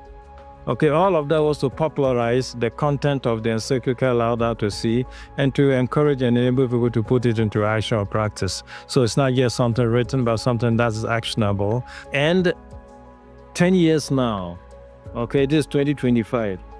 Laudato Si was published in 2015. It's difficult to identify or talk about places we still have not heard of it. Personally, and from the point of view of our force, we've had occasion to kind of talk about this to different audiences and constituencies, but I still would not say that because of that it's known worldwide and by everybody and for everybody. We've tried our best and we'll continue to talk about it. And Pope Francis, to give this a big push, decided to create what they call Borgo Laudato Si. Over here in Rome, another initiative to get it known is being the development of what they call Laudato Si Diploma. There are various initiatives trying to do this.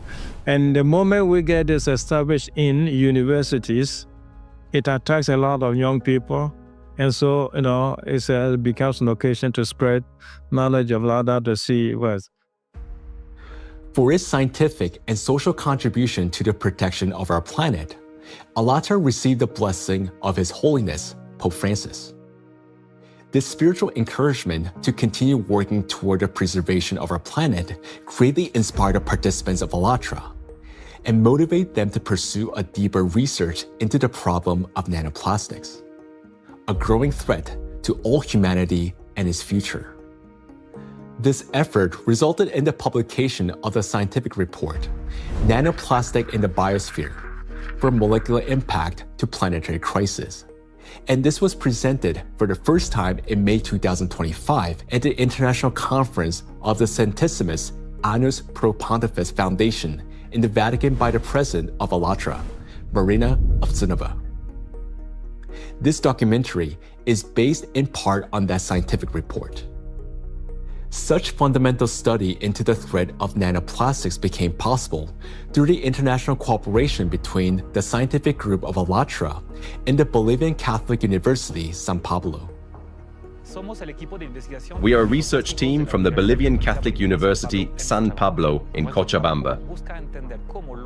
Our work seeks to understand how micro and nanoplastics circulate through our environmental matrices, how they interact with other pollutants, and what implications this has for human health and the biosphere. As part of the academic cooperation between the Bolivian Catholic University, San Pablo, and ALLATRA, we jointly prepared the report, Nanoplastics in the Biosphere, From Molecular Impact to Planetary Crisis.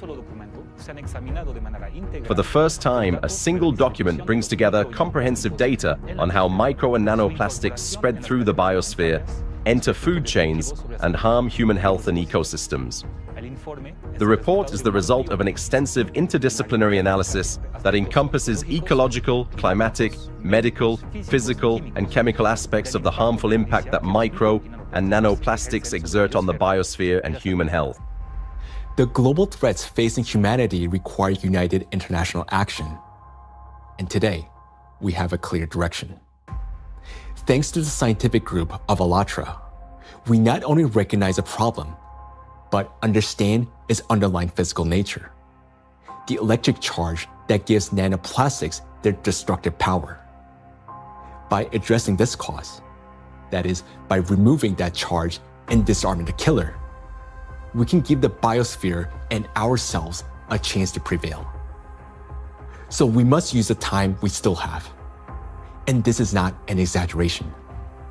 Our cognitive abilities are rapidly declining, and this is serious. It is a result of nanoplastics accumulating in our brains. You may already notice it in yourself and those close to you. Unless we act, it will only worsen year after year. And now, you will learn why. The age of intellectual extinction. Throughout the 20th century, scientists observed a trend. Since 1932, IQ scores had been steadily rising. This phenomenon became known as the Flynn effect. However, among generations born after the 1970s, the rise in IQ has reversed to a gradual decline.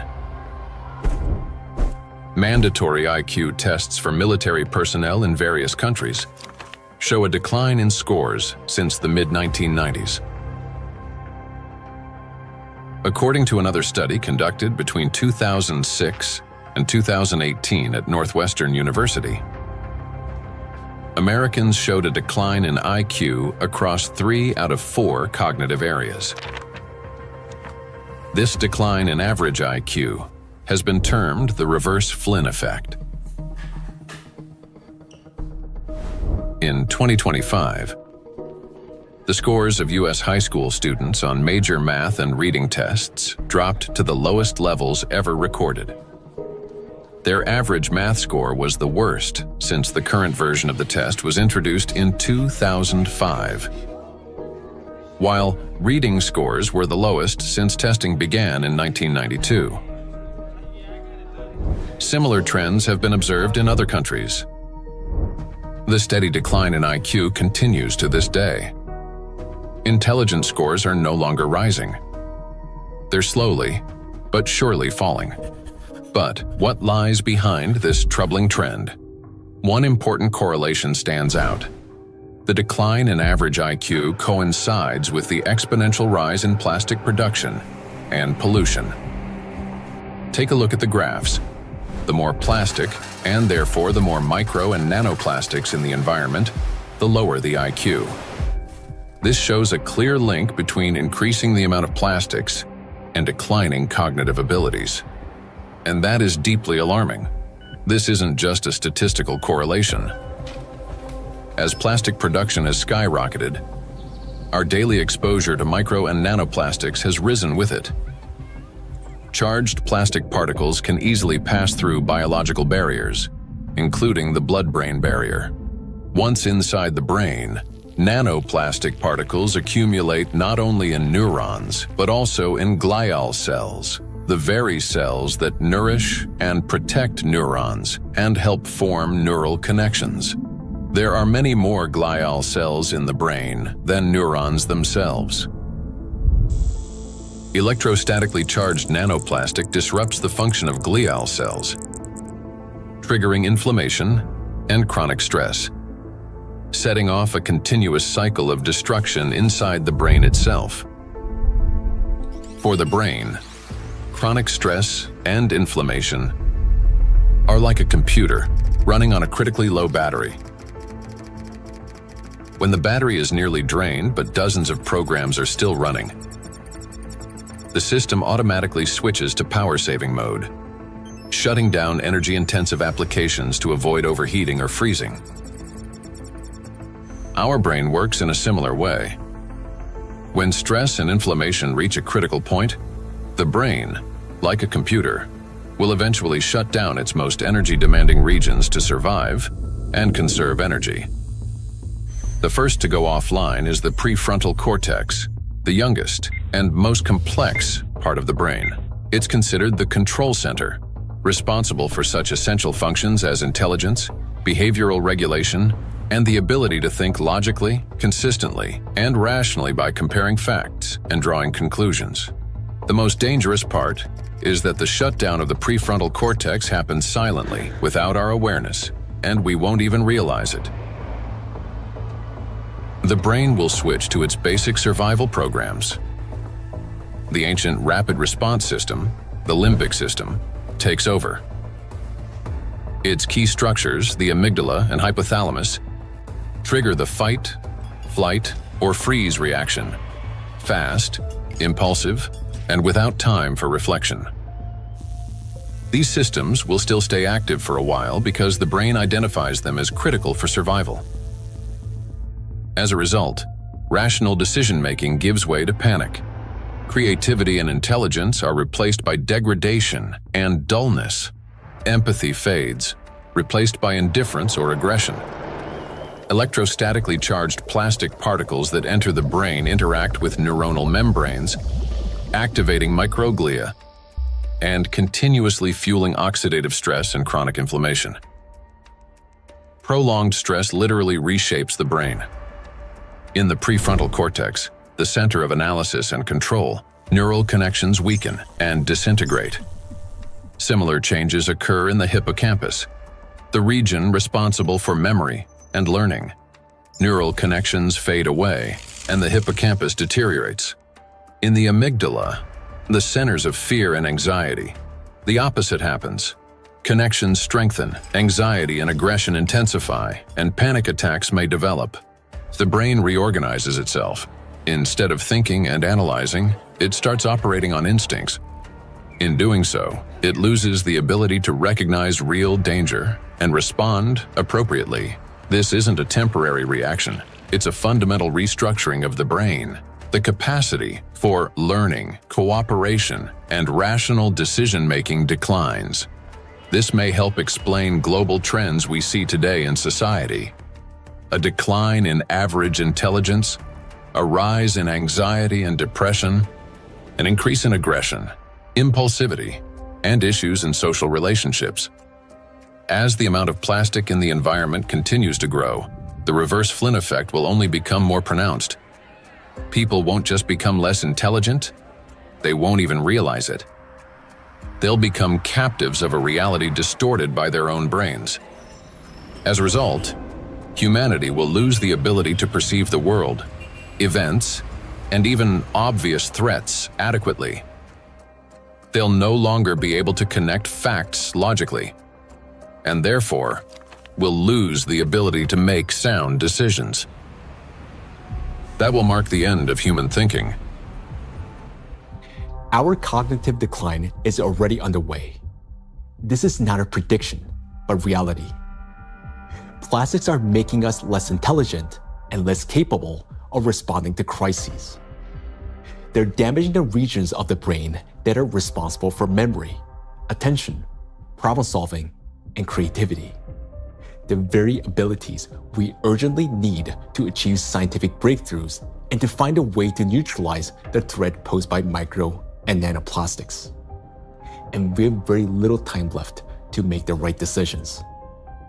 Yet, the loss of intelligence is not the worst that awaits us.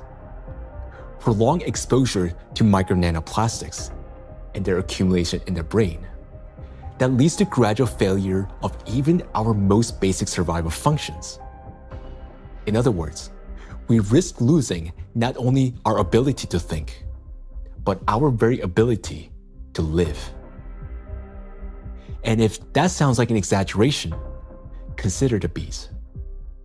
Because their body mass is much smaller, the concentration of plastics in their brains is much higher.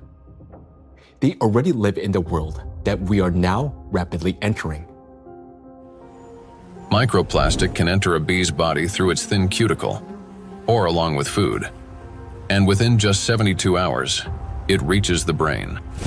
From there, as in humans, it triggers synaptic damage, neuroinflammation, cell death, and neurotransmitter disruption. The bee loses body mass, its metabolism slows, and its immunity weakens. Its sense of smell, memory, and navigation begin to deteriorate, and bees stop recognizing their own colony and can no longer find their way back to the hive. With prolonged exposure to nanoplastic, the damage becomes fatal. The bee's nervous system collapses under the strain, and some simply drop dead in mid-flight.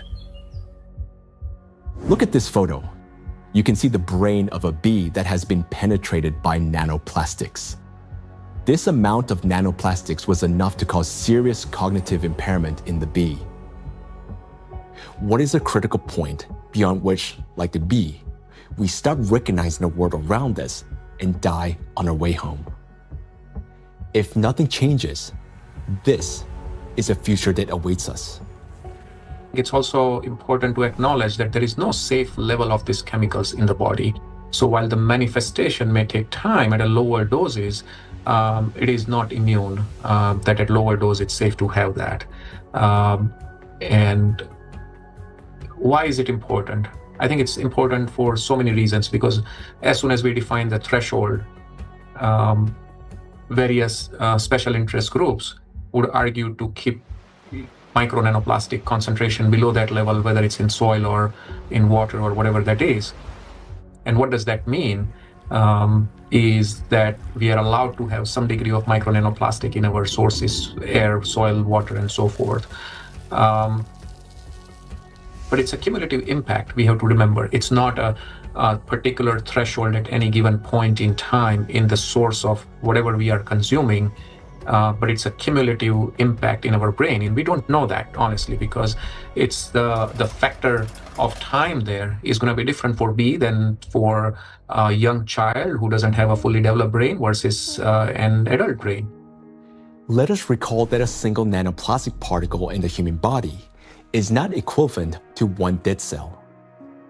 After destroying one, the same particle does not stop. It continues traveling through the body, killing one cell after another. So even the tiniest amounts of nanoplastics will damage the brain. And that's why there's no such thing as a safe concentration. And there will never be. The only difference lies in the rate of destruction. That is, the more nanoplastics there are, the faster the process. These plastic particles destroy the biosphere and the cells within our bodies. They damage organelles and biomolecules, including mitochondria and DNA, leading to reduced energy production, genetic mutation, the breakdown of neural connections, and the disruption of brain signals that regulate our organs and vital functions. All of this happens imperceptibly as we go about our daily lives. Yet, inside the brain, a silent systemic destruction is already underway. The question is, will we as humanity recognize the full scale of this threat in time and find a way to strip micro and nanoplastics of their ability to accumulate and retain electric charge? A threat that must not be ignored. The more I've learned about nanoplastics and how widespread they are and their harmful biologic effects, the more I am really, really concerned about just exactly what's going on, how much it's going to affect now us and future generations, and it's very sobering. And I think it's very important that people need to understand that it's maybe not the big, plastic part which is out there somewhere, but it's the breakdown of those particles, even smaller of these products, in all the time smaller particles, which is then the big danger for us, and that is, I think, something which needs to go into the head of people, because then and in their minds, so they understand that this is might be an avalanche which comes down the road, but it will come. Or might come, if we don't do anything about it. So that's my point here. So we can't just leave it like that, The most frightening aspect is that nanoplastics interfere with the most fundamental processes of life.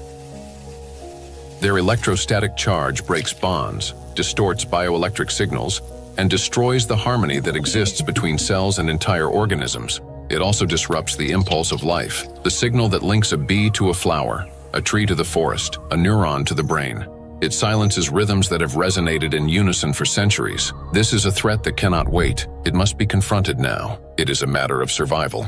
we can do as much, research, and scientific community does whatever it does, but until this alarm goes to the public, nothing will change, right? It's not a science problem anymore. Science has clearly shown what it wanted to show. Maybe there will be 10 more studies in the next few years, right? And then what, right? Until we change, and this change is based on the public opinion. I want to leave something which is, our legacy should be habitable by our future generations. And that's the pure purpose we all have in common. If we can connect to our own health, I think that is way more powerful and more appealing for all of us to collectively act on this together. I think that's a very important point. And I think at a societal level, we all have to incorporate the other dimension beyond, in our balance sheets, beyond the dollars and pounds and euros and rupees, right, is the health, the impact on the health. And I think that has to be a part of the balance sheet, because what are we making money for if we can't survive or have a good quality of life?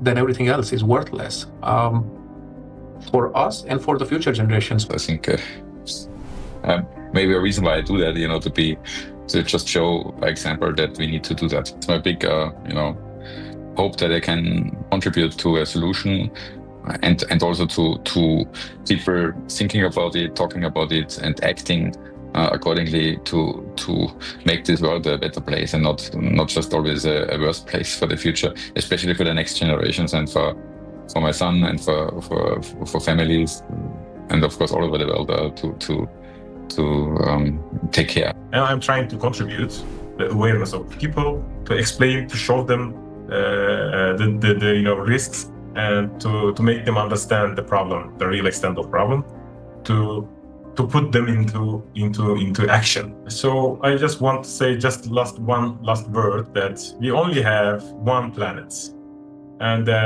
this planet is not single use, so we should consider this. For too long, we have lived under the comforting illusion that there's still time, that humanity will always have a chance to recognize, understand, and respond. But that time has passed already. Our greatest challenge now is to find a solution before we cross the point of no return, while we still have both our intellect and the little time that remains. But for this to happen, all of humanity must first grasp the true scale of what is unfolding. Only then will we be able to direct our full scientific potential and resources toward finding a solution. As we have seen already, no single individual, organization, or nation alone can solve such a complex problem. The scientific community of ALLATRA has been searching for the solution for 2 decades. And although it hasn't been found yet, we know it exists. We understand that the answer lies at the intersection of physics, chemistry, and biology, which means that the solution is achievable, and finding it is essential for survival. Through years of research, we have come to clear understanding that the efforts of the entire global community must be united, and urgently. The challenge before us is enormous: to find a way to strip micro and nanoplastics of their ability to accumulate and retain electric charge across the entire biosphere, not just in a test tube or single organism. And to do so without harming humanity, the planet, or disrupting the Earth's magnetic field. Today, micro nanoplastics are present in every human being, including newborns taking their very first breath. In fact, unborn children developing in the womb are already exposed to these tiny particles, and even human eggs and semens are now contaminated and impacted by nanoplastics. For the first time in history, we face an enemy that threatens all life on the planet. And unless we change the course, this crisis will only deepen. Nanoplastics have indeed become the only true enemy of all humankind and each of us. I want to say that now is not the time for geopolitical rivalries or economic wars. It is not the time to build new empires. When one realizes that they're dying, it makes no sense to start building a new house, especially when no one will be left to live in it. And above all, we no longer have a time for military conflicts. there's no sense in killing one another when we're already being killed by a common invisible enemy, although some don't even realize it yet. We cannot remain indifferent to this threat because our future depends on whether we're capable of setting aside our divisions and uniting against this killer, nanoplastics, which threatens all life on our planet. The question is, are we capable of truly understanding all this? Or has nanoplastic already damaged our minds to the point where we don't even recognize the mortal danger hanging over humanity? If we can still see the reality for what it is, then we're obligated to act, to find a solution while we still can. We cannot shift this responsibility to the next generation, because if we fail to find a solution now, there will not be any true generation. And knowing this, giving up would mean betraying ourselves, our families, our children, and all of humanity, condemning all life on this planet to slow and inevitable death. Each of us, if still capable of understanding this threat, can contribute something meaningful to this effort. Only by acting together can we solve this monumental challenge and preserve the most precious thing that we have, life itself. Life is worth fighting for.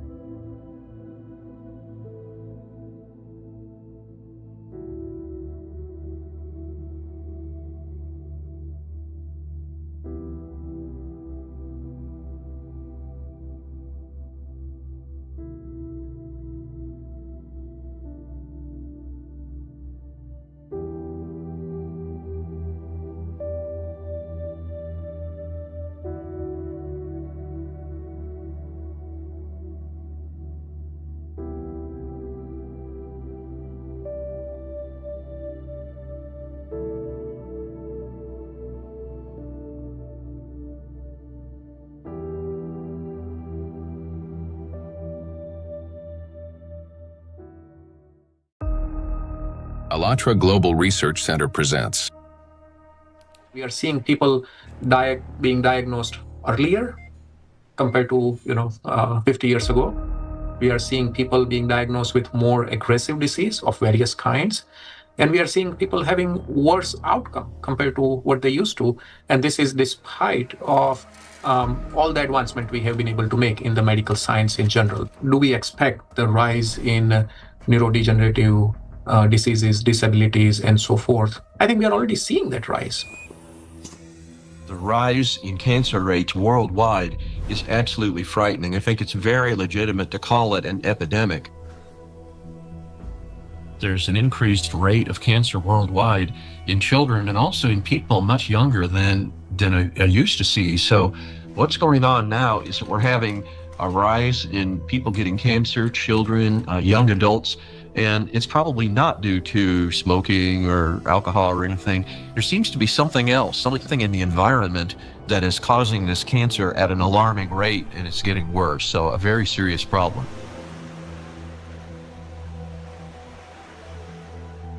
Diseases are emerging early in life. Today's generation is getting sick at ages when their parents were still healthy. And what's worse is that they're often battling not just one, but multiple chronic diseases simultaneously. How can this be happening despite all the advances in modern medicine? What if behind this rapid global decline in human health, there lies a hidden factor, one that we've overlooked all along? Nanoplastics, a threat to life. We're talking about microplastics, tiny particles that can't be seen with the naked eye. They're much thinner than a human hair, extremely fine. From the molecular level to the scale of entire ecosystems, understanding microplastics is crucial for protecting the biosphere and public health. I was also surprised that it took so long, to people to recognize that's a problem, because this plastic production increased super high in the 1950s, and we have now, I guess, something between 400 and 500 million tons of plastic production every year, and this keeps accumulating, and in all our ecosystems. So it's not only affecting the human life, but the whole ecosystem. So it's every individual, every plant, even bacteria. They take them up. So that's something which we have to take into account. The fact that it now pervades from our deepest ocean to our highest mountain, that it's present in more or less every living sample that scientists have looked at, and in some populations in considerable proportions, and that it's now pervading, our food, drink, and the air we breathe, to me, is quite concerning. The science has clearly, without a doubt, shown that these chemicals, these particles are very harmful for us in various ways, not just one organ system, but all organ systems are affected. Plastic symbolizes progress, a triumph of human ingenuity, a material that is light, strong, and built to last forever. Yet, as humanity, we miss something crucial. We fail to notice how the very material created to improve our lives began instead to endanger them. Unfortunately, people often underestimate the true threat posed by plastics. Many think of it merely as an environmental problem. Bottles scattered on beaches, debris floating across the sea. And yes, these do pollute our planet. But large plastic pieces alone cannot destroy the entire biosphere, including humanity, unlike the microscopic particles they eventually become. This plastic bottle. In this form, it poses no immediate danger. But everything changes once this solid object disintegrates into masses of microscopic fragments. If this half-liter bottle were broken down into plastic particles just 1 micrometer in size, it would create roughly 10 trillion of them. And if all those particles were to penetrate the cells of a human body at once, this single bottle, in the form of nanoparticles, would destroy a person within minutes. Micro and nanoplastics are a threat to life itself. And by life, we mean not only human existence, but the very survival of the entire biosphere. Scientists are sounding the alarm that even today, exposure to these particles is leading to deterioration of health, as well as physical and cognitive decline across humankind. A growing body of research links micro and nanoplastics to the development of diseases, genetic mutations, and the rise of antibiotic resistance. Some researchers even associate tiny plastics with climate anomalies, natural disasters, an increase in seismic activity as trillions of microscopic particles interact with the environment. Over time, they could create uninhabitable zones across our planet. And all of this begins with a simple chain reaction. When plastic, like this very plastic bottle, breaks down into micro and nanoplastics. This documentary is a result of a large-scale investigation. We've examined hundreds of scientific studies and thousands of facts to answer key questions, like why are plastics so particularly dangerous? How can plastic particles threaten the very foundation of life? And what chances remain for humanity to change its course? Today, only a few hundred, perhaps a few thousand people truly understand the magnitude of this threat. A number far too small for a world of 8 billion. But by watching this documentary, you will become one of the few who understand what's really happening. This is a story of why researchers studying nanoplastics call them the #1 killer, and how they're already reshaping our future. Plastic interferes with the universal language of life.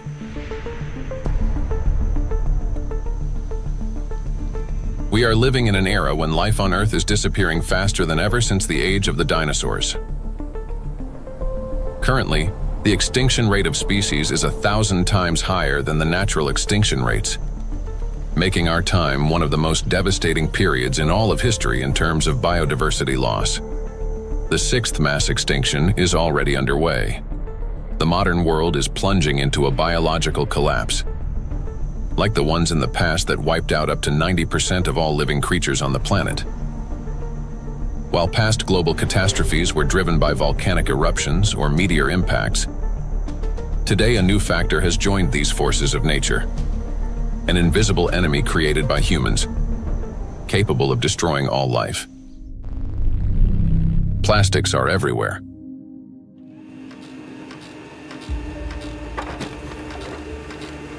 Since the mid-20th century, humanity has produced more than 9 billion tons of plastic, a material that was meant to make life easier, but has instead become a deadly trap for nature and for humanity. It is well established that most plastic is never recycled. Professor Antonio Ragusa, an Italian obstetrician gynecologist and researcher who first identified microplastic in the human placenta, explains how it continues its journey through the biosphere. Of the millions and millions of tons of plastic we produce, less than 10% gets recycled. More than 90% is dumped into the environment. And when plastic gets dumped into the environment, it slowly breaks down into smaller and smaller particles, eventually becoming very small, microplastics, or even tiny nanoplastics. These particles travel down rivers, reach the seas, spread throughout the oceans, and enter the fish we later eat. So they end up back